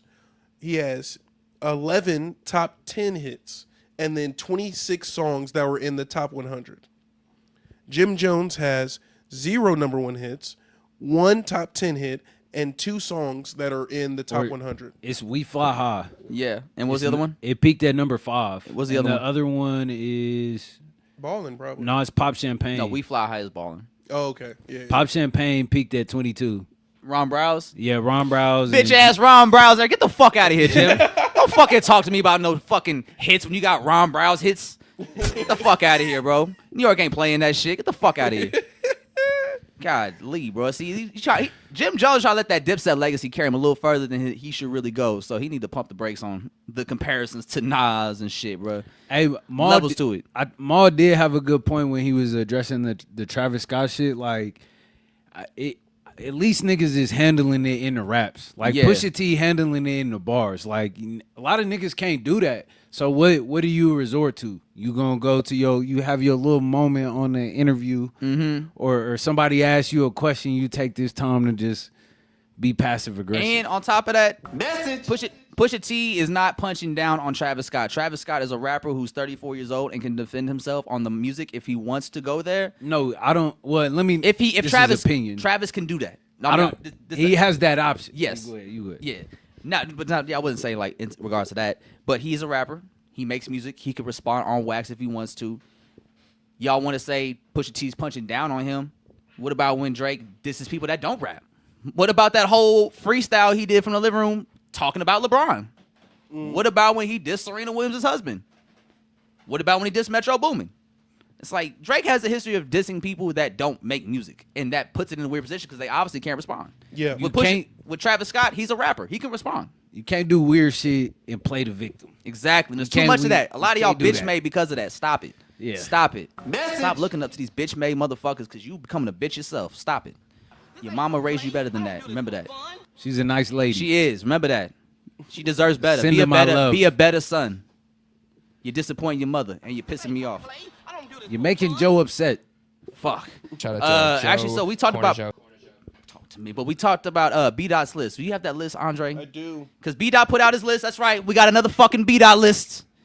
He loves his list. But this time we got a top 10 artists, top 10 rappers of the first half of the year. Some of my guys on there. About 5 of the homies is on there. Honestly, Look at the first reply above you guys' head. This listing. That's crazy. Who is that? Cuffs? Cuffs. Yeah, Cuffs Legend or something. It is a weird ass list. He a basketball. I don't listen guy. to Central C's like that. Okay, so let's take it from the top. We got number 10. We got Bane the Butcher. Number 9, Currency. Number 8, Big Sean. Number 7, Ransom. Number 6, Joey Badass. Number 5, Central C, Mandem. Number 4, Bodie James. Number 3, 2 Chainz. Number 2, Wiz Khalifa. Number 1, Larry June. Honestly, I would put Joey higher. Yeah, I think As Joey. how you handled that beef, he got to be higher on the list. I'm gonna be real with you. I don't appreciate Joey Badass being below Central C and Larry June after what he did in that battle. I mean, I think agree. I think Joey should at least be at number 5, and Larry June should probably be at number 6. honestly, I think Joey is top 3 out of people that's on this list. Mhm. That the beef is a lot. That know what was I'm saying? That's- pause. Yeah. All right. for sure. All right.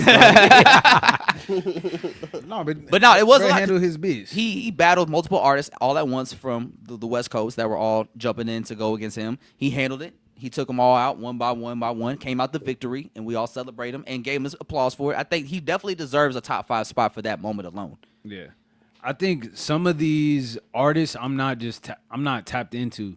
Like I listened to a few of the Ransom songs and I haven't really had enough time to digest it. But I see he's been doing a lot of shit. He put out a project this year, right?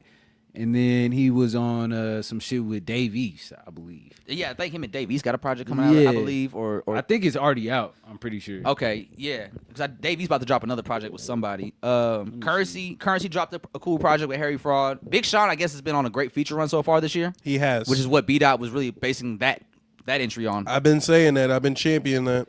So he's cooking them. I did like the Central C album. Now B Dot likes it because he said I think he said it's the best UK debut album ever, I believe, or like, yeah. Bro, all this list screams to me, bar like a few niggas. is dry coochie music, bro. Hey, did you say we needed to get rid of like if they're not playing it in the club, it's not a hit? Shit? No. Yeah. That's not You contradicting club music. You are. Club music don't have to get your pussy wet. No, it don't. No, it don't. That's No, the it don't. point. Strip club music got to get your pussy wet. Even that's debatable. No, The girls may not even want to dance to that shit. Hey man, They might pick their own song. But if the money falling, they gon' be calling. Yeah. No, dude, I think it's criminal that somebody like Amine isn't up here. I feel like he's had a great year. You think is that a rap album? 13 Months of Summer. You gonna say it's a rap album? Because there is a lot of singing, but he is rapping. But not as much as we're used to him or we've heard on previous projects. This one's more. I think is more melodic. 13 Months of Summer. I'll say is more. And it's like a love album as well too. So it is more singing. I don't think he would classify this as a rap album. Yeah. I'm looking through the shit that I've been playing and the shit that I've been adding to my music of this Actually, year. you know what? Who I would like to see on this list, and I might take Benny the Butcher off this person, but I would honestly put up OGZ on there from Shoreline Mafia because he dropped a great solo project this year with Paid in Full. They brought back Shoreline Mafia back in business, and OGZ is to me is like really one of the most consistent rappers the last few years. Like every time he raps, you're getting a good verse, you're getting a good flow, very high quality. His shit we put out YG, huge hit right now, the Hollywood single. So I think he having like a pretty good year so far. And I think it's very slept on, but he's one of them artists that gets a lot of love on the West Coast, but maybe not get as much love regionally. But he definitely gets a lot of love in the Hispanic community. So I would put OGZ at number 10 over Benny the Butcher personally, but I don't think I could. Maybe number 9, put Currency at 10. But what about Rome Streets? Did he put out a project yet? Yeah, he put out a project with Conductor. Is that out? Yeah. That's out now? Oh, shit. Okay. Yeah. I did not know that album in. came out.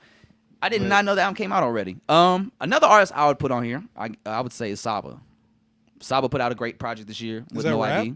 Huh? Is that rap? Yeah, Saba. Oh, I'm thinking of Sampha. Oh, yeah. Saba. I always get those two confused. Wrong guy. They don't look alike, but it's the names. It's Yeah. okay. I said synthesizers was on Stankonia. I had all a had the senior moments. moment. And I definitely wouldn't have Larry June in the top 5 because from what Larry June has offered this year so far, has been just pretty solid for Larry June. But I wouldn't say he's the best rapper of the year so far. Like 2 Chainz is definitely number 1. Yeah, I feel like we snubbing 2 Chainz hella on this. I think Wiz Chainz should deserves be in to the be top 5. No, Wiz at number 2 is perfect. I love Cushion OJ too, and I think he deserves the number 2 spot so far. 2 Chainz should be number 1. I think Joey should be 3. You putting Joey at 3? I'm putting Joey over at 3. Bodie James? I mean, Bodie James put out good singles and I fuck with it. Like, but that's kind of I'm excited for him and Nicholas Craven project. Like, they don't miss to me, but he ain't really putting nothing. Let me not say that. I think Bodie James might have like Put out like 4 3. projects this year. Yeah, that's what I said. Yeah, 3+ projects. He out been here. like every time I hop on Twitter. Let me not do my guy Bodie like that, cause he's doing what I love. He lock in with a producer. He give us like 5-10 songs. Get out of there. You feel me? Yeah, we you know done. what I'm saying? That's all we need. Next producer. But he gearing up to drop with Nicholas Craven, and anytime they drop, I feel like the last 2 being classics. Classic. This is gonna be a To third one. me, yeah. The penalty leadership. You said, yeah, he knows. What's up, Shadow? But I haven't heard the Central Seas project. I like him. I I'm think not tapped in. I like UK rappers. I like the Mandem a lot, and I think he's like one of the better UK rappers. From there. Who do you got? No, bro, Who? No. Who? We got Dave. That's better than him. I forgot Dave's part of that. Bro, Skepta just dropped that freestyle. No, I love Skepta. Did you see the freestyle of him and what's cuz name? The streamer. Black Boy? Black Boy. Yeah. You see that? That was freestyle? fire. That was crazy. Like, bro. No, Skepta to them me niggas is going crazy, Skepta's bro. the best UK rapper ever to me. Like I think Dave is. I love Dave. He's up there. I for just me. Skepta's presence in music is just and on the mic is just Yeah. crazy to me. Like I and love then his voice. Biggs is good too. Big Gigs. Oh, Gigs. Gigs, Pardon yeah. me. Gigs is Pardon tight. me. Bro, there's just so many. He's like the Eminem of them, bro. Yeah, he's probably gonna be the most successful commercially. Yeah, he's like the Eminem of. He might be like the trailblazer that really gets UK rappers popping in America. Yeah. Speaking of Central C, though, I saw a snippet of his new record with Sexy Red come out. Yeah. And I'll give Sexy Red some credit, bro. She was spitting on that motherfucker. I didn't cringe. know she had that in her. Yeah, Yeah. I didn't cringe listening to the music, bro. It was actually pretty good. Nice. Sexy good for those. Man. She's good for those features every now and then. Cardi B just dropped too. Oh, yeah, Cardi B dropped. People Cardi said that's B a just banger, dropped. too. So I got to check that out. Andre, is there anybody from this list that you would add? I told you, Amine. Oh, that's right. Just a mean. And I'm looking at this Rap Life playlist from Apple Music, and a lot of these songs are old as fuck. I'm like, bro, Yeah. update this shit. Big X the Plug, though. Big X the Plug is having a nice year. I would put Mike on my list. Mike! He dropped 2 projects. Drop a bomb. That's someone that I would swap probably maybe like Ransom or Benny the Butcher out for. But it's like I don't speak to objectively because I know there's more out there that I'll be missing. Mm-hmm. Like you get caught in your rhythm, or I've been running Hell Have No Fury a lot. So it's like, shit, put Pusha T in this list. Yeah, Goddamn, shit, put right. Malice on this list. Put Malice on this or list. just the clips together. Yeah, because, man, Something. Mike Pinball 2 with Tony Seltzer, amazing album. Yes. I got Amazing album. I got an off kilter one. Which one? Lil Tecca. Lil Tecca, hey, I ain't gonna lie. Lil Tecca actually is carving out a nice career for himself that I did Literally. not expect. I thought after Ransom he'd just kind of be done, but nah, he really got been some building. hits. He And got some hits. He bro. does, bro. Like Does shout out Lil to Tecca have more hits than Jim Jones? Yeah, hey, let's see the Billboard numbers. Yeah. No. Check the stats, Hey, Jim wait, Jones. let's not do that. Let's Hey. not be the ones that do that to Jim Jones. I'm about to go to New York, bro. I mean- Harlem gonna pull up on me. Like, didn't you say Lil Tecca got more hits It's than the Jim Jones? Dead ass beat? Nah. yeah. Yeah, actually, so speaking of hits, there's a question I heard on Dead End Hip Hop that I thought was a very interesting question that I wanted to bring to you guys on the pod and see what answers you would come up with for this question. So Okay. they were talking about classic albums, and they were talking about how some albums are classic off production alone. And that made me start thinking, like, what albums could I think of that I consider hip-hop classics because of the production alone, right? So the first album I thought of was Life of Pablo. Okay. Like, I think sonically that's a classic album, but I can't call it a classic because if I gave it to a stranger, I'm like, this is a classic hip-hop album. How am I going to explain Bleach Assholes? Yeah. How are you going to explain Wolves? How am I going to say there's some dude you wish you could unswallow? How am I Yeah. going to explain that? Or Exactly. I wish my dick had GoPro. I can't justify that as a classic hip-hop album. I But can't explain it. But it's one of the best produced hip hop albums I've ever heard, and I Yes. think that makes it a classic. And I think that's why I do love that album a lot, even if Kanye is rapping his worst yet on that album. Not Not, not yet. not yet, not yet. Oh boy, don't you wait. But yeah, I Yeah. agree with that. I respect that because he did find some synchronicity with all the features. Yes, Like all of the guests on there make the album what it is. I think. The Dream did phenomenal on all 5 or 4 songs that he was featured on. Because The Dream was all over it. Chance the Rapper, Thug. Was Nina's? What the fuck is her name? I want to say Nina Simone. The Nina Simone. It's like, do you need to tell me about my life? Oh. No, that's a gospel artist. Yeah, she was really popular. Blanking on her name, but when you pull it up, we're all gonna be like, "Oh, her." Chris Brown on Waves, Chance the Rapper. Who else was on there? Andre 3000 had a little feature. 30 Hours. Yeah. The Weeknd, Fuck My Life Up. Yes. Yeah, like that was an album where he really brought out everyone's talents to the highest degree possible, I think, for that project. And I think that's why that album's such a big moment, because everyone that was on it had a nice moment. Like Chance the Rapper had the ultralight beam verse. That was crazy. We had the famous beat switch with Rihanna. Yeah. Like, it's just, as a production, it's all amazing. Where's that at? It's on Low Lights, right? Yeah, Kelly Price. Yeah. Kelly Price is her name. Oh, I'm crying now. Yeah. I love that contrast though. Like, and it kind of it helps you understand Ye's psyche. Cause I believed Christian Ye at that point. The religion shit was like always there, and I definitely believed him too. I'm like, oh, Ye is trying to do better. Yes. And the transparency is coming out in the music. I believed Like- him more then than I ever since. Yeah. this- It felt more genuine. Yeah. This is my reality, but this is my core. You know. I remember he dropped the first version of it without when Frank was still on Wolves, It was and like, then he split it. It was an outro for Yeah. Wolves. Yeah. Yeah, I remember. Yeah, Frank on there. Yeah, Yeah. let's. Yeah. People like that version better. Remember when Frank pulled up to the show at Madison Square Garden? And people were like, Frank here. No, I didn't. No, When they had the fashion show? I didn't know he was there. Yeah, he was like one of those. When it happened, people that were there were like, "Oh, so and so's here, so and so's here," and they were Oh, like, wow. "Frank sighting!" And Frank Yeah. had long hair, so he kind of blended in. I didn't have Twitter back then. I was just getting the updates from Damn, the son. live stream. Twitter in 2017 when that was happening on the live stream was amazing. Yeah, Such I a got fun Twitter day. that summer after all that shit came out because Mm-hmm. that was in like spring-ish, like right? Yeah. like it was like March-ish time. Around then. Yeah, because I was Yeah. still in school. Same. Yeah. What albums do you guys have that would you say is a classic off the production value alone? I kind of just like pick my favorite artists and just pick their best produced album. That's Yeah. how I approach this. And this not cause Pusha T and the clips just dropped, but I Yeah. think I'm putting Daytona in there Ooh. as one of my albums, cause Yeah. that shit is just gas from go, and Yeah. that's when Ye went on that manic run of I'm gonna do all these albums in a row. Yeah. I'm 5 albums. I'm doing it. Going on crazy. a run. 7 songs. And he hit with the Pusha T album for sure. Yeah, that was to me probably the best one. I think To Pimp a Butterfly.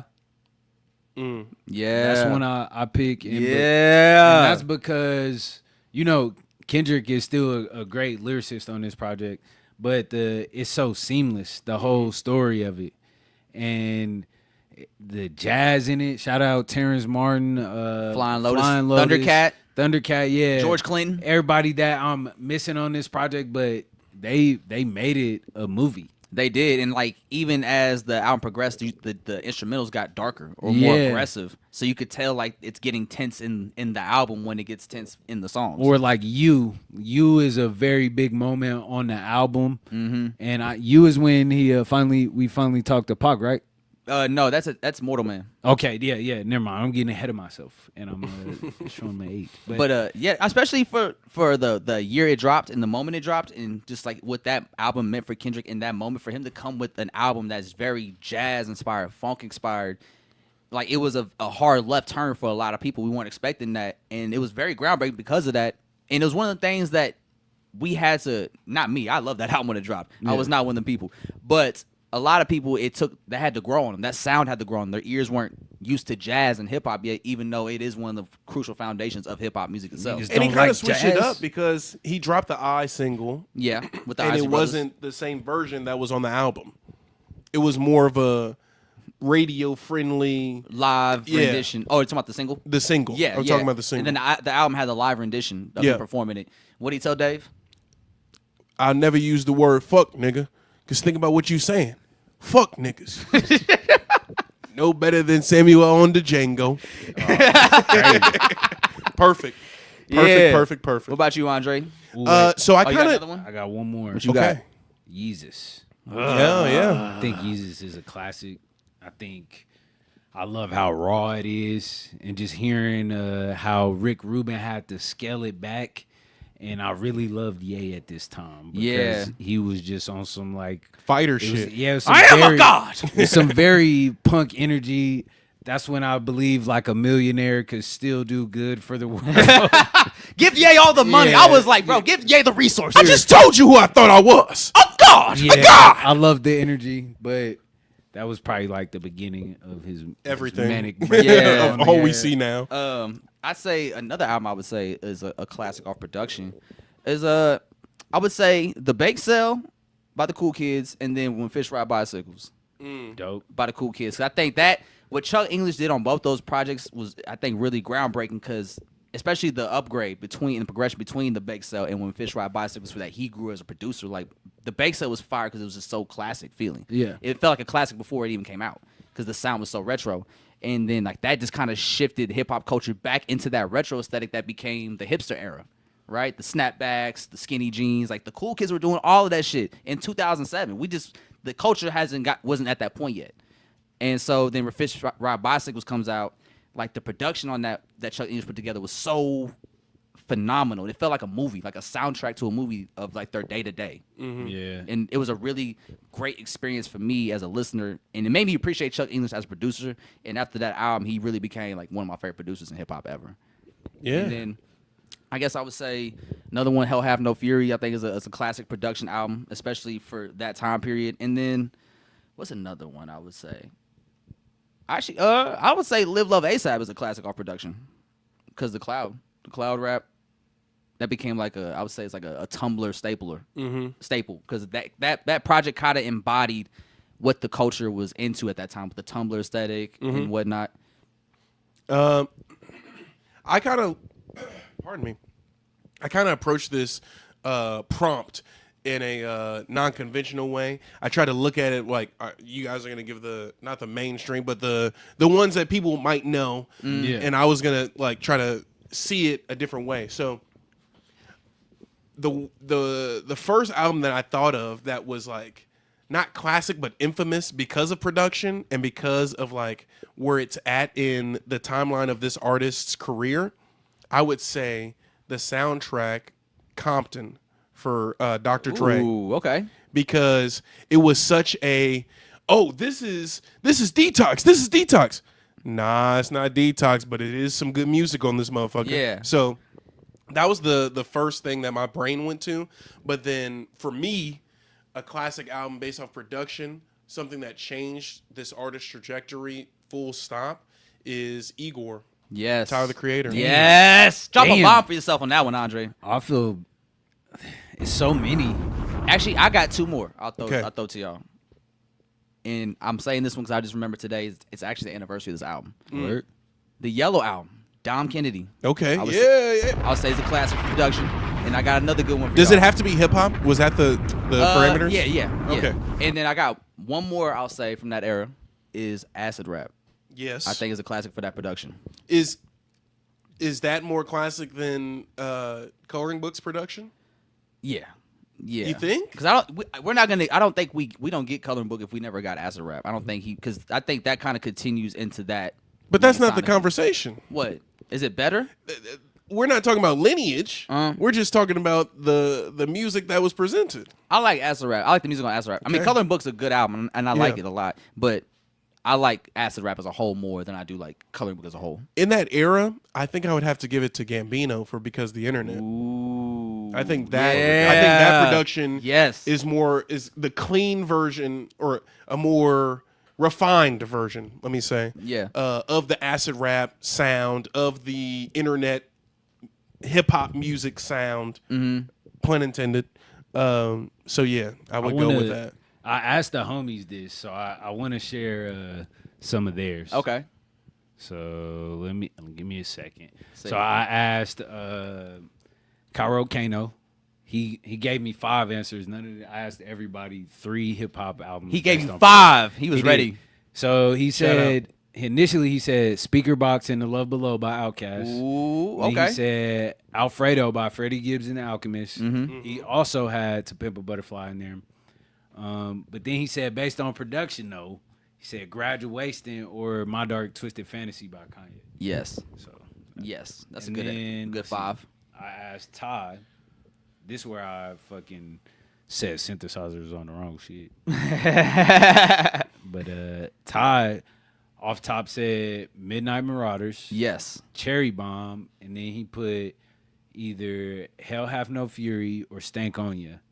And then he also said To Pimp a Butterfly. I feel like To Pimp a Butterfly is like it has to be in there. It Like, does. That's one of the objectives. It was just such a polarizing album, and then to Yeah. see people come around to it and just really appreciate jazz as a whole and that album more as a whole now. It's great to see, man. It's really a real groundbreaking album for 2015. 100%. He also said My Beautiful Dark Twisted Fantasy and Graduation. Ooh, okay. A lot of niggas been saying Graduation.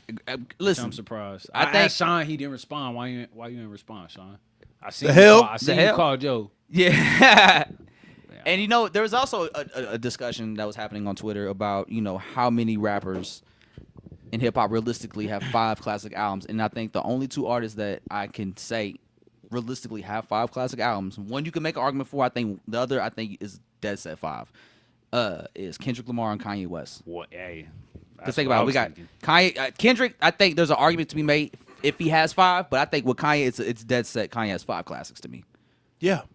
And he's the only rapper to do that. I think Kendrick, with the next album, if depending on what he does for the next album, if that's another classic, I think he will have 5. Because I think Mr. Morale is such a polarizing album that I don't think people can give it a classic status as a general consensus. Do you guys consider Section 80 a classic? Yeah, I think more ADHD is a classic. Nostalgia though. I think it's a classic mixtape. I think ADHD is a classic song. There's I other don't think classic the whole songs. record is. And I love. Let's not get it confused. I love Section 80. I love Rigor Mortis. I love High Power. I love Hold all Up. that shit. Yeah, Hold Up is my favorite Kendrick song. Big Literally. shit, pop in. So ADHD, just on a cultural sense. As soon as you get into a car in Los Santos, First song to play. First song that's going on Los Santos Los Santos Radio. Yeah, Los Santos Radio. Radio Los Santos, yeah. is gonna be Fuck dog. Yeah, it's gonna be that. Beautiful drive every time too. Like, bro, come on, man. Finna shoot something up. Man. I do. Finna use this ADHD. Yeah. No, but yeah, I think those are classic songs on there. But not a whole project. All right, so how many classic albums does Kendrick got? You say 3 or 4? What? Good Kid, Mad City. To Pimp a Butterfly. To Pimp a Butterfly. GNX. GNX. I say now that leaves Mr. Morale. Does Mr. Morale is that a classic to you? No, I think it has classic moments though, classic songs as well. Because I think "Count Me Out." Count Me Out. Yeah. Savior. Rich Spirit. Yeah. Die Hard. What was Savior? That's the only. I wouldn't throw Die Hard up there. That's the only one I've seen in person though. I know Die Hard? I know Die Hard is a good song. What is the song where he's talking about his dad? Father Time. Yeah, I think that one's up That's there. a classic. Yeah. I think that one's I up there. think- Over. I think later when it's all said and done, it will be a classic. Cause I think Classic that's, album? That's yeah.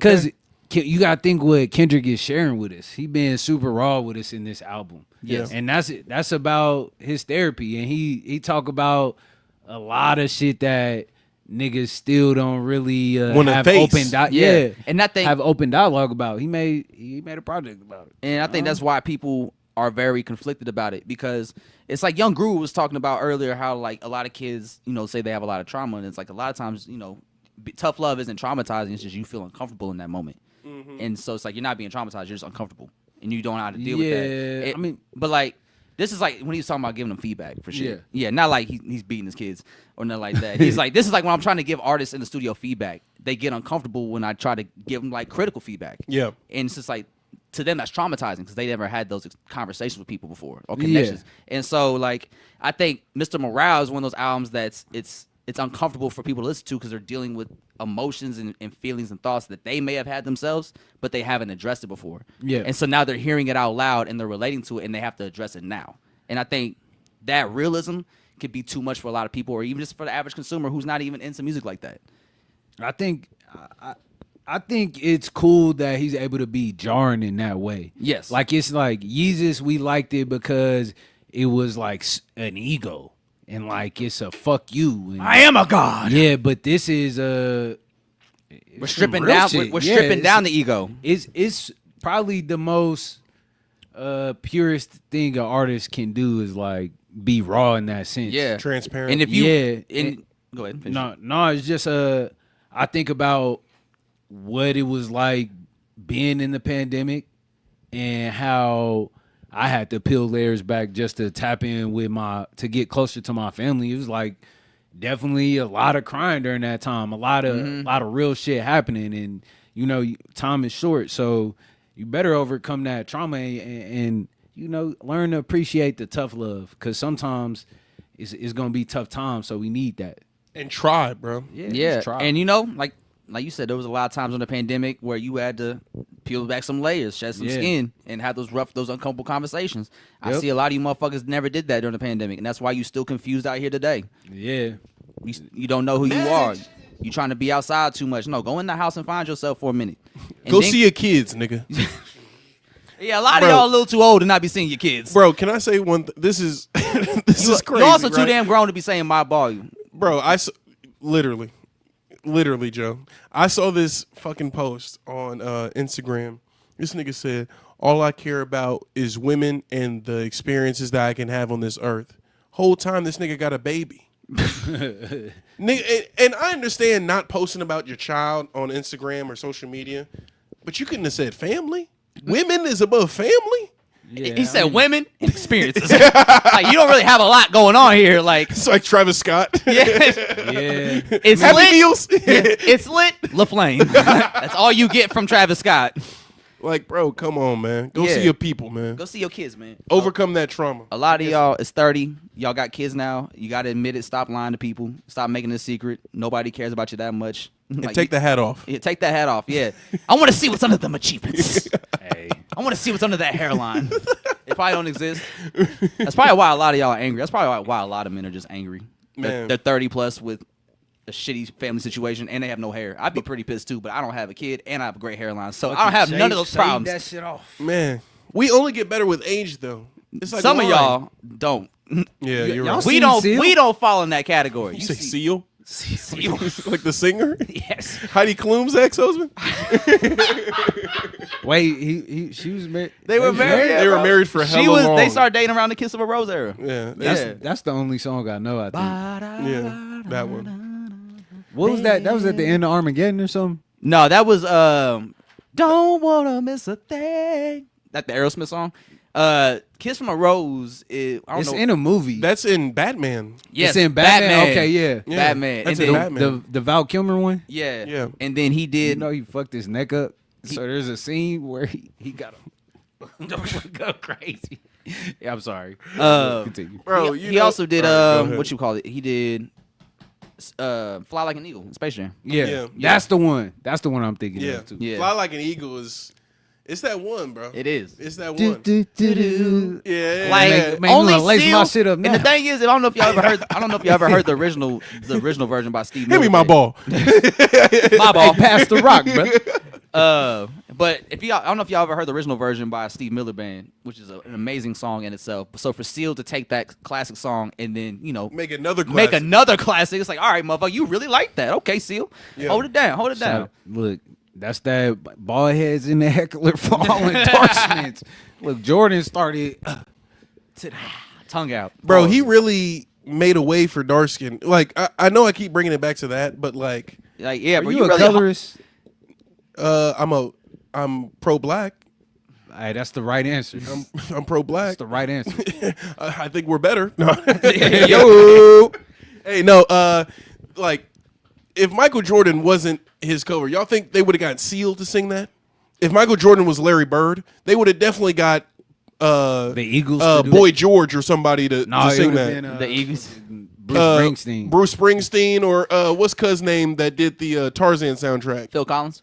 Literally. Yeah. They would have gotten him. No, They were it's we Larry, need they would've got we need to some get country another shit. bald dark skinned nigga. Another bald, dark-skinned guy. That's crazy. Who could sing at the level that Mike can play. He looks like Michael Jordan. Put him in the field. Audience video. Bro, that's bro. No. look up the R. Kelly "I Believe I Can Fly" video. Oh no! Look where he's at. We're not doing that. All right. We're not doing. All right. nothing in the field. Niggas are still singing "I Believe I Can Fly." I That's don't cool. care. I can. That's fine. I'm not saying they can't. Just stay the fuck away from me. like I just don't. I got shot by the Never FBI. mind. I'm not about to go on this R. Kelly rant. All I wanted was a chicken wing. Yeah. Remember? I was in elementary school. Yes. Literally. Yes. We sung the world's greatest in second grade in front of the school. Okay. Yes, Andre. I was outside. What did Meek Mill say? They had us singing. Hey, hold on. Let me find this tweet. Let me find that tweet. They had us singing Hey, "I hold Believe on. I Can Fly." Hey, now what's that famous quote he said from the that song? Like, we grew up in school, they ain't teach the two different They crowds. said they wanted us to vote for a Democrat or a Republican, but didn't tell us what that meant. Like, He didn't pause it. That way he let it breathe. He let it breathe. it's like, yes, they did. Yes, they did. You just didn't pay attention. You was on the street rapping. That's why you didn't get the message. Yeah, your dumbass wasn't paying attention. Bro, that nigga said Hey, they had us singing. Here it is "I right Believe-" here. Okay, go. he said, "I still remember singing R. Kelly. I believe I could fly at my graduation. The school system told us to do that. I don't know who to believe." I feel that too, though. Like, I'm graduating. Y'all want me to sing this shit right now? But no, bro. Nah. everybody he was tried to be funny because he was like, I believe I can fly. And he said, I don't know who to believe. Like, is that did you put that in the song, Meek? Don't put that in the song, dog. Don't tell me that's a rap lyric from one of your songs. bro. It's the gas. Bro. Now when you already had a verse like that Friday, It's the Friday gas. He gotta be just It's like, them pool fries. fried Them pool fries. Hey, whatever them nasty ass noodles he was eating when he got out of jail. Bro. Why does every rapper that get out of jail post that as their first meal? Some fucking prison noodles. Dog, you're not locked up no more. Why was he you could eating let it go? fries out of his lap in the pool? That is the one. That's Why did he make that weird noise in the studio for that Vine video? No, when he was in McDonald's, he said, Yeah, like he would just go to stores and just randomly do that for no reason, and then that was the Vine. Lord. That whole time he hey, like 30 something. Hey, Grown ass man. You too old for Vine, nigga. You know Use that- your 7 seconds somewhere else. hey, I remember somebody. Or this one during the pandemic, right? Tyrese was like, yeah, I like to sleep with my bedroom temperature at like 80 degrees. That's how I sweat it out and avoid getting COVID. And somebody tagged Ice from JBP, and it was like, hey, did you see what your boy said? And Ice responded, yeah, that boy's special. And I feel like when I see Meek Mill tweets in my head, I just be hearing that, yeah, that boy's special. Oh. Dude, that's literally...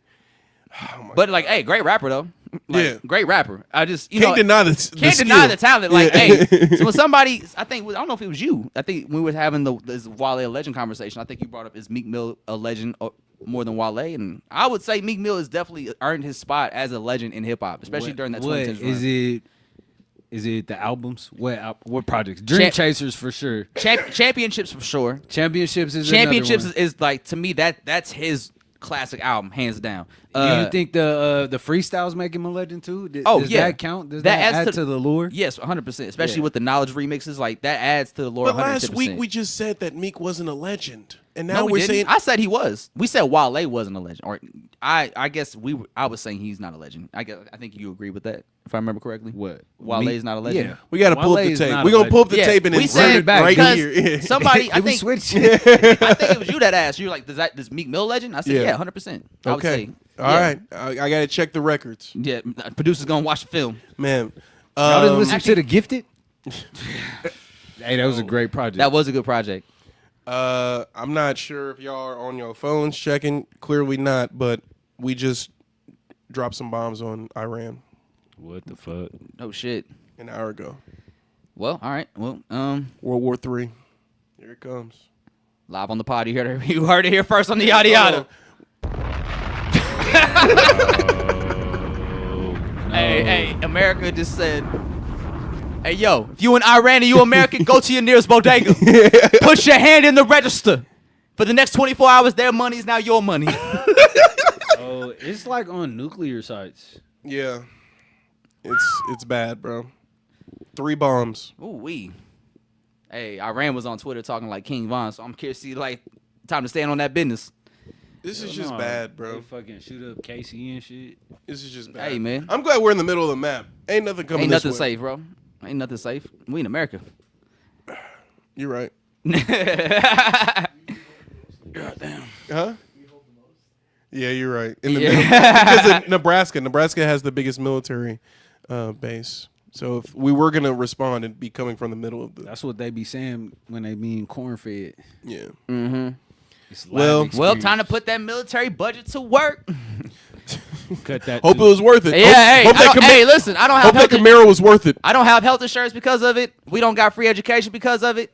We Yeah. don't, we don't have UBI because of it. All the money goes to military and police. So it's time to put that fucking money to work, then, America. Let's see what that Let's see billions what of they dollars made a of. year into the military. Yeah, is time to worth. clock in. Hey, send ICE out there too. They'll gladly deport some motherfuckers. Bro, in did you see that the Miami like government or whatever gave their police jurisdiction or like gave them basically the right to act as ICE officers? No, I didn't see that. It's fucking crazy, bro. Yeah, so we're just living in a like parallel. Listen, so like universe. if Iran want to go there, run it up. I don't give a fuck. Like, Oh my god. bring America down. I'm more for America coming down than me having a prosperous future at this point. Well, Because I can't. There's no way I can see us having a prosperous future in this current state of America and where it's currently going. So the only way to really correct this is some shit got to restart? blow up. Yeah, it's got to be a Just hard got to restart. a hard restart. Let's start fresh. Alex ain't said nothing. I know it's stressful. No, it's stressful. It's and I hate it because I'm let it be clear. I am not no Mad Max ass person. I'm not one of those weirdos that's like, oh, you gotta have a dungeon for when the world ends. Like, no, shut the fuck up. No, you don't. I'm just gonna, I'm not one of them people. I'm not waiting for the world to end so I could thrive in society and hunt down people and kill for food. Yeah. No, I'm not one of them weirdos that y'all are so desperately ready to become. Yeah. I'm just like, for us, I feel like to right the path that we're currently on, we have to just have a hard reset in ways that are going to be very uncomfortable. It might be a little dangerous for us in America, but I feel like we've been living in a bubble for way too long. We got to pop that bubble. It's like the housing market. You got to pop that bubble. It just sucks because we're citizens and we're going to be the ones that deal with it the most. But at least we got the internet. I've also been watching a lot of Andor. Don't take what I say seriously. At least we got the internet, man. I've been watching. What happened at the end of that though? Andor? The whole planet blew up. Yeah, that's the Death Star for your ass. Yeah. That was crazy though to see the Death Star actually work in Star Wars, because like the first one they showed it, they blew up Leia's home planet. Yeah, but that's like old technology. Yeah, we talking about with the new CGI. Yeah, shit. with the new CGI, you can like see that shit. It's like some Yeah. Terminator shit. Crazy. It was crazy. It's crazy. What we on? Y'all want to talk about Alchemist and using AI? wait, the Alchemist used AI? Yeah. So the Alchemist. Real quick. Little context. So Alchemist and Erykah Badu announced that they're going to put out a project together. Yeah. And they unveiled their first single yesterday. And the first single, everyone realized it was a cover art used AI, or a cover art made And the lyric video. and a lyric video that was all AI as well. And so people had a lot of backlash and rejection towards that, because it's like, these are two legends, people that are very tied in with artistry and just making sure, very human element of artistry, right? And somebody like Alchemist, who we've seen the Bo Jackson cover where he cut them cards in half, hand by himself for that cover he did for Bodie James. Like, They have access Yes. to pay people and to on top do of this that, work for you could have paid somebody maybe $500, $800 to make the same kind of cartoon for you and better. Like, there was some AI botches, like there is in most AI shit. Yeah. And Where he's like playing the piano or playing the like his beat machine, and music notes are trying to come out, but they look like they're just scribbles. they yeah. Because the AI can't make music notes. Yeah. And right. And that's the thing, though. When people use AI shit, obvious. It's obviously botched, and y'all still go with it. Because at one point in the cover art, it's like, they're smoking joints, and then like there's a smoke coming from the Erykah Badu's joint, but then there's smoke coming from the back of her head too. Yeah. So it's just like y'all knew this was not worked. You knew this was botched. And Cover why art. not just clean it up? That just shows that they put it all together in one little bit and just threw it out. And on top of that, the Alchemist is reusing a beat he gave Cool G Rap back in 1996. Like, everyone says, and you recycling a beat you already made. It made the whole project just really nasty. And on top of that, when people were calling Alchemist out about the AI usage, he doubled down. He said our phones are AI.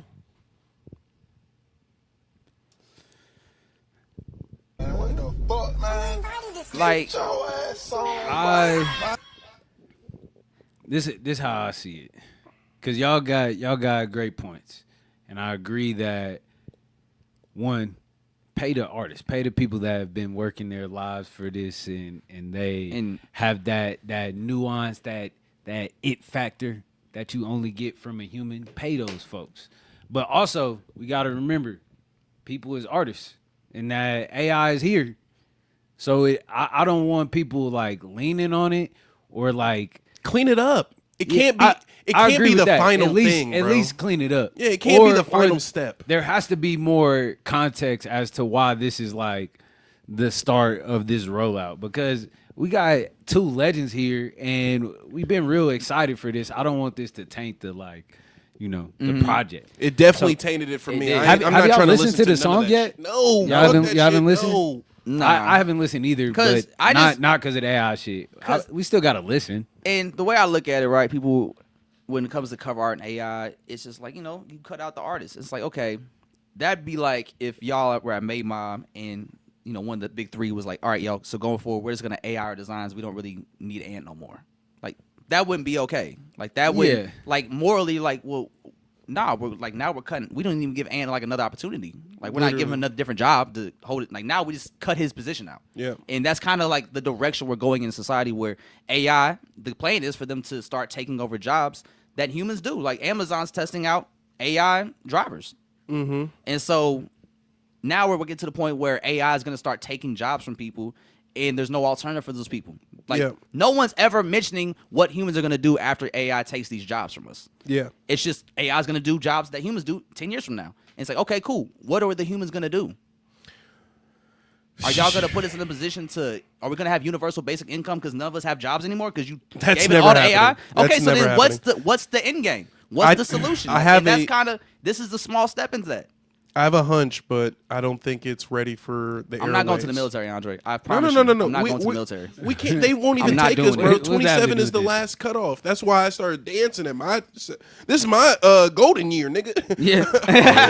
I can't get drafted no more. Have fun. Oh yeah, I'm 31, motherfuckers. Literally. So, like I said, I have a theory, but I can't say it on the airways just quite yet. Fair enough. Yeah. But what are you gonna do about it? What am I gonna do about what? AI? Yeah. I'm going to. Well, I've been like implementing it in my practice, but that can't be the final thing. Like I always have to have the control of it. You know what I'm saying? Like we just used for the background right now, generate a fill. If y'all look in the background right behind y'all, there's a car that has a spoiler on it that in the video doesn't have a spoiler on it. Mm-hmm. That's because the AI has, made it to where it's it's trying to fill in the blanks. Mm. If I wanted to take a deeper step into that and clean it up and actually like take a bit of time, that's how I'm doing it to present like my work. I would never sit up here and be like, yo, this is my photo behind y'all. Like I took this photo or I made this photo for the background or whatever. It's just a reference to the clips. It's for this. It's not, this is my album artwork. I'm Erykah Badu, an alchemist, and I'm at the stature that I'm at. You know what I'm saying? Mm-hmm. Like, it can't, you have to have some onus of it. Especially when you have the resources to provide that for exactly. yourself. I definitely feel like we got to control the idea and the narrative of it because, like, how Timberland is using that shit. The nigga repurposed somebody else's beat. And then he had to apologize. Then he apologized for it. He tried to pass it off like it was his own, like, or he remixed it. Literally, and then he was like, yeah, it stole it. Bro. I think that's where it's not being controlled. Like, I think we always got to have our finger on the button on the input of it and the idea of it, because this can be something that we use to replace humans. It's here now, bro. It's a tool.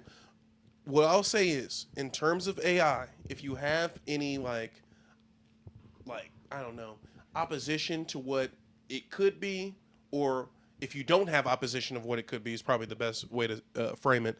Watch Superman the Animated Series episode 1 and 2. Brainiac is an AI system that tries to learn every single thing about how the kryptonites move and whatnot. Just watch the first 2 episodes of Superman the Animated Series if you just want to give your whole life to AI, because that shows the risk and dangers of that. Speaking of AI, Elon Musk's XAI has been poisoning Memphis's air with no permit and no oversight. I saw that at the town hall. They were complaining about it. This is only going to amplify. Like we're going to burn the planet up at a rapid pace because of AI. Yeah.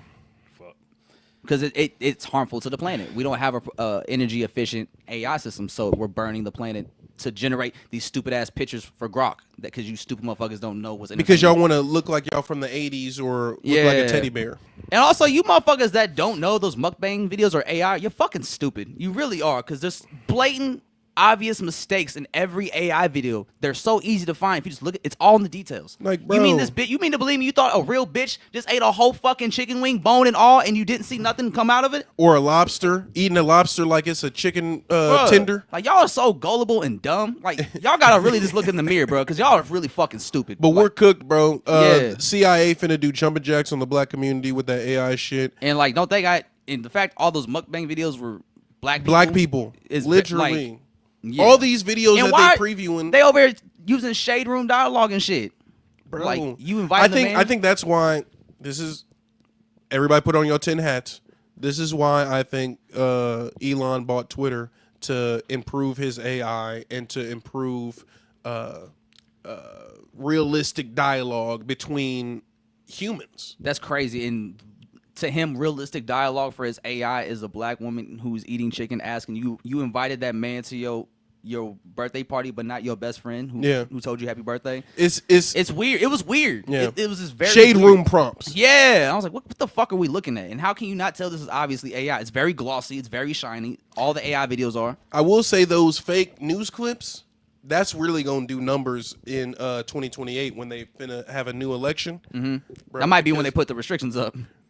If Yeah. It's definitely gonna change the game. like bro, but that's where I feel like there needs to it's be scary. watermarks on this shit, bro. Yeah. Like we can't like There's gotta just like there's a be producer signal. tag. There Yeah. needs to be this is AI. Just like when you post a video on Twitter that's not yours, or even when you screenshot a photo. If you go to iPhone, if you go into your photos and you click the little I about your photo, it will tell you where the photo's from. Yeah. Yeah, information. It'll tell you if it's a screenshot. It'll tell you when you took the screenshot. It'll tell you who texted it to you. Yeah. So we need to have these like protections on this AI shit, especially to protect the older folks, bro. Yeah, the vulnerable. We got to protect the older folks, bro. I don't know, man. They're selling this out pretty rapidly, so I think they might be on their own from here. I mean, like we tried to. I ain't gonna lie. I feel like COVID was just trying to cut down on the. And they was the loudest the population. And they was the Yeah, we That's get, your tin hat. Yeah, we'll get to. I don't want to get into the conspiracy. they was the loudest detractors about that shit too. So And they was dying the fastest. yeah, like you live and learn, but they didn't even learn. They just living. They went to go on that boat. They went to Hey, go on them like- cruises. Like I'm not giving them no props for this, but Tucker Carlson said what I've been knowing. And anybody About Ted Cruz? No, about Fox News. Oh, where it's just propaganda for elderly people. It's funny how you was a part of that system. Yeah, like I don't give him no props for that. People are like, oh, Tucker Carlson's like, Yeah. no, that means he always could have did this. Yeah. He just purposely didn't because he was getting paid. Because he didn't have a platform to move away from that platform. He didn't have a Twitter. He didn't have a YouTube to like express whatever. That's so crazy that you needed that just to do the right thing. On God. That's why you're not getting points for that. Yeah. We don't Only liberals are clamping their hands for Tucker Carlson for that Ted Cruz shit. Like I thought it was funny, and I'm like glad he put Ted Cruz on blast. But you're doing this way too late. The damage is done. Literally, we don't it's too congratulate fish for swimming, bitch. You feel me? Like you're not doing that. You're not supposed to be doing. You're a Literally. fucking journalist. Of course, you're supposed to ask tough questions. That's part of being a journalist. You weren't doing that in the most crucial years of this presidency. Speaking of motherfuckers that don't get brownie points, Theo Von does not get brownie points. Theo Von's a fucking sellout too. Literally, you do not get brownie points for crying over Gaza and crying over these are human beings, but then kikiing and ha-ha With the people that are doing it. with fucking JD Vance and all these motherfuckers And who the are Kushners. Literally, Like, so fuck you, nigga. You want to cry about Gaza, but then you want to hole up and kiki and ha-ha with people that are the ones calling the shots on what's happening to Gaza. Literally. Like, yeah, bro, like get that bullshit out of my face. I'm Literally. not buying it. I'm not Speaking buying of it. bullshit, let's say this and wrap up because we're almost at 2 hours. Yeah. But your man's Which is one? in the news. Sebastian's man's was in the news. J. Cole?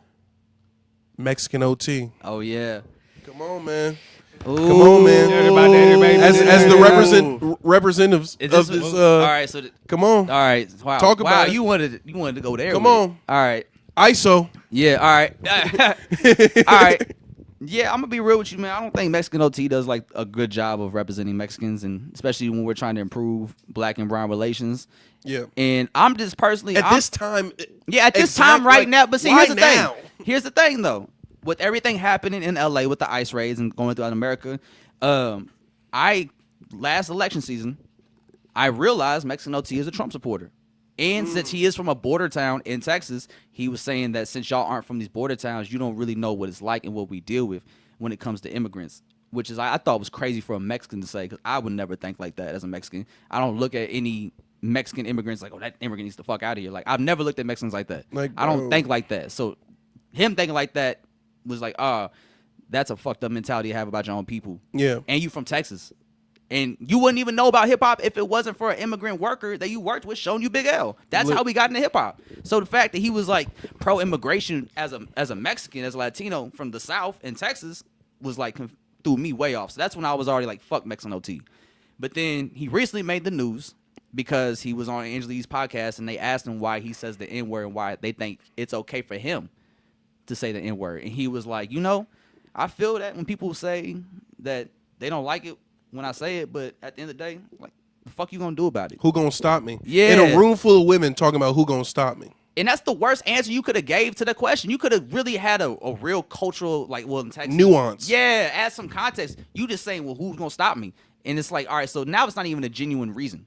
Like you you're just want to say it. Yeah, you just really want to say it, and you're like, who gonna beat me up about it? And it's like, if that's your motives behind saying the N-word and why you feel like you should be able to say it, you shouldn't even be saying it in the first place because you're not doing it from a well-intentioned place. You're not doing it because like, oh, I grew up with a lot of black friends. They were like brothers to me. This is how we bonded. This is how they let me feel apart. Like, whatever Mexican reasons when they want to come up with. I grew up in the black hood, like literally. And I've heard him talk about his upbringing and how his parents were super young when they had him, and like he was thrown into a lot of situations that were hella serious, and that's how he got his perspective. Shed light on that. Yeah. Don't talk about who gonna beat you up about it because you in a room full of women and like, bro, it's just corny. Yeah, and it's like that's just not the way to go about it, especially right now when we're trying to improve relations between black and brown people so we could just fight what's going on together. You went over here like, well, I should say the N-word because y'all ain't gonna fight me about it, so what's the problem? And it's like, all right, well, now you just being an asshole and get the fuck away from me. So like that's how I feel about it. I don't understand Mexicans that want to say the N-word so badly. It's not that hard to not say it. You don't need to say it. This goes for anybody that's not black, really. Like, you don't need to say it. I've never felt the need to say it. It's not something I want to say. I have no desire. And that's okay. It's a word that I can't say. I don't have a desire to say it. I don't need to say it. There's plenty of other words in the dictionary I could come up with to replace that word.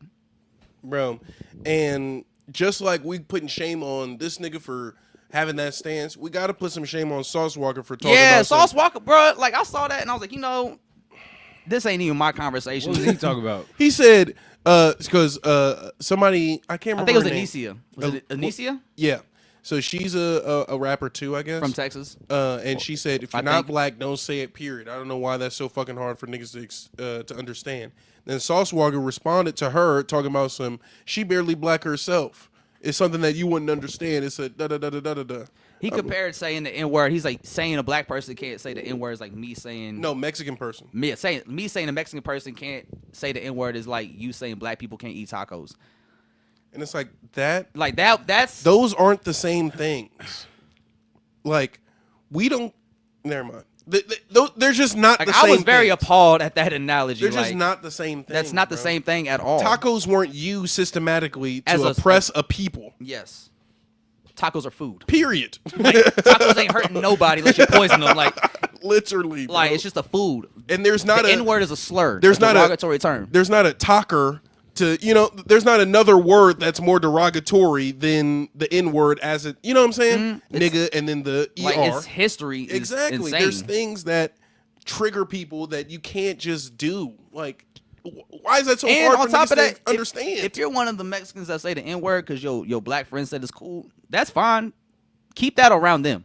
Because when you go around random people you don't know and you just casually letting that off, everybody's not going to be cool with it because your homeboys from your block said it's cool for you to say. Yeah, I mean, at the end of the day, like, it's how you want to play it. Yeah. It's bigger shit that's going on. Like, I'm definitely in a space in my life to where I don't want nobody that's not black saying that around me. Like, I don't even, I don't know. It's just weird to me. And don't start saying it halfway through your grown adult life either. Yeah, literally. It's more important shit that's happening too. Like, if this would make you feel cool or like this your prerogative, just stay away from me. And if this is how you want to claim yourself as an ally, find a better way. Find a better way, because trying to use the N-word as a way to like connect with black people as another minority, a Mexican or whatever you may be, that's not it. That's not it. It's 2025. You don't need to say it. Why are we still having to tell you this? You're too grown. You're a grown-ass man. Message. But on that note, y'all, nice pod. Look at that. Right on the 2-hour mark, baby. Hey, round of applause for everybody. Great pod. Who's the podcast MVP? Who we giving it to? Sebastian? Yeah, Sebastian.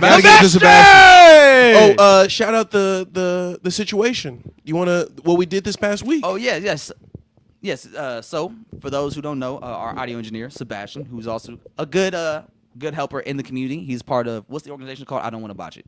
Oh, we're part of the Latinx Education Collaborative, also known as Chicano Center for the Arts and Revolución Educativa.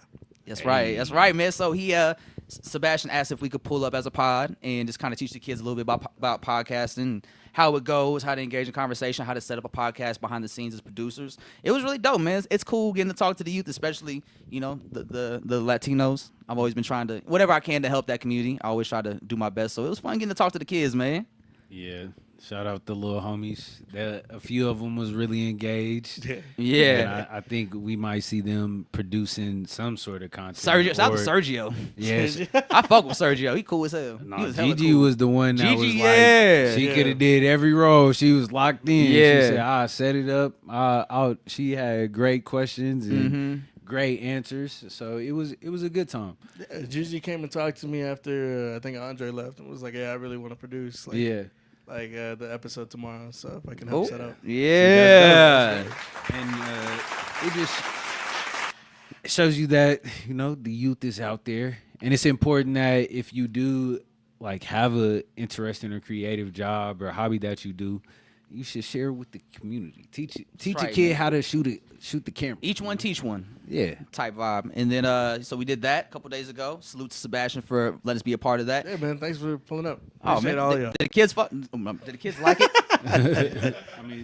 I mean, we on your pod now. Yeah, so I you mean- can say whatever you want. Yeah, did the kids fuck with it? Yeah, they loved it, man. Hell yeah. I'm glad. Yeah, I'm all glad. of it, the parents loved it too. They were like, "We want the clips. We want like of them being." For a second, you said clips. I'm like, why did they want Pusha T and Malice? Like, but I was like, oh, the clips from the interview.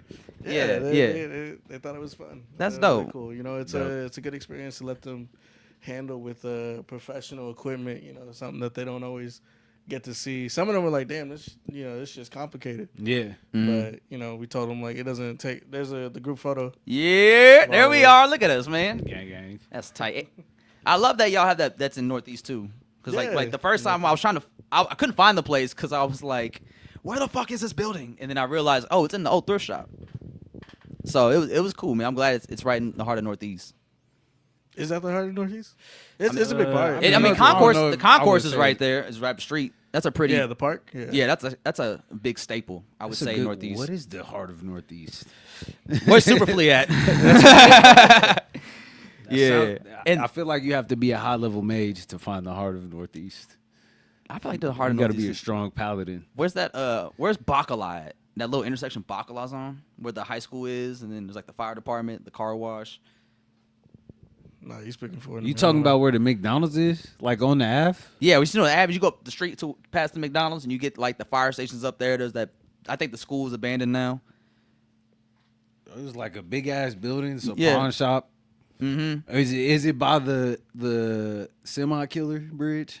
Semi-killer bridge. You don't know that bridge?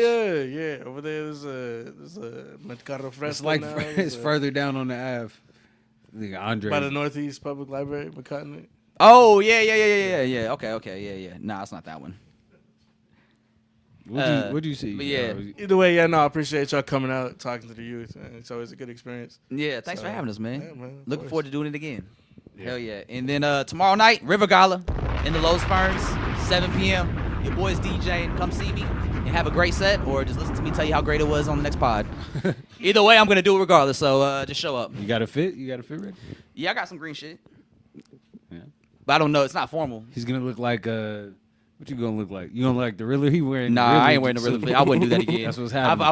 I've worn that way. Bruce Wayne. We got to get him.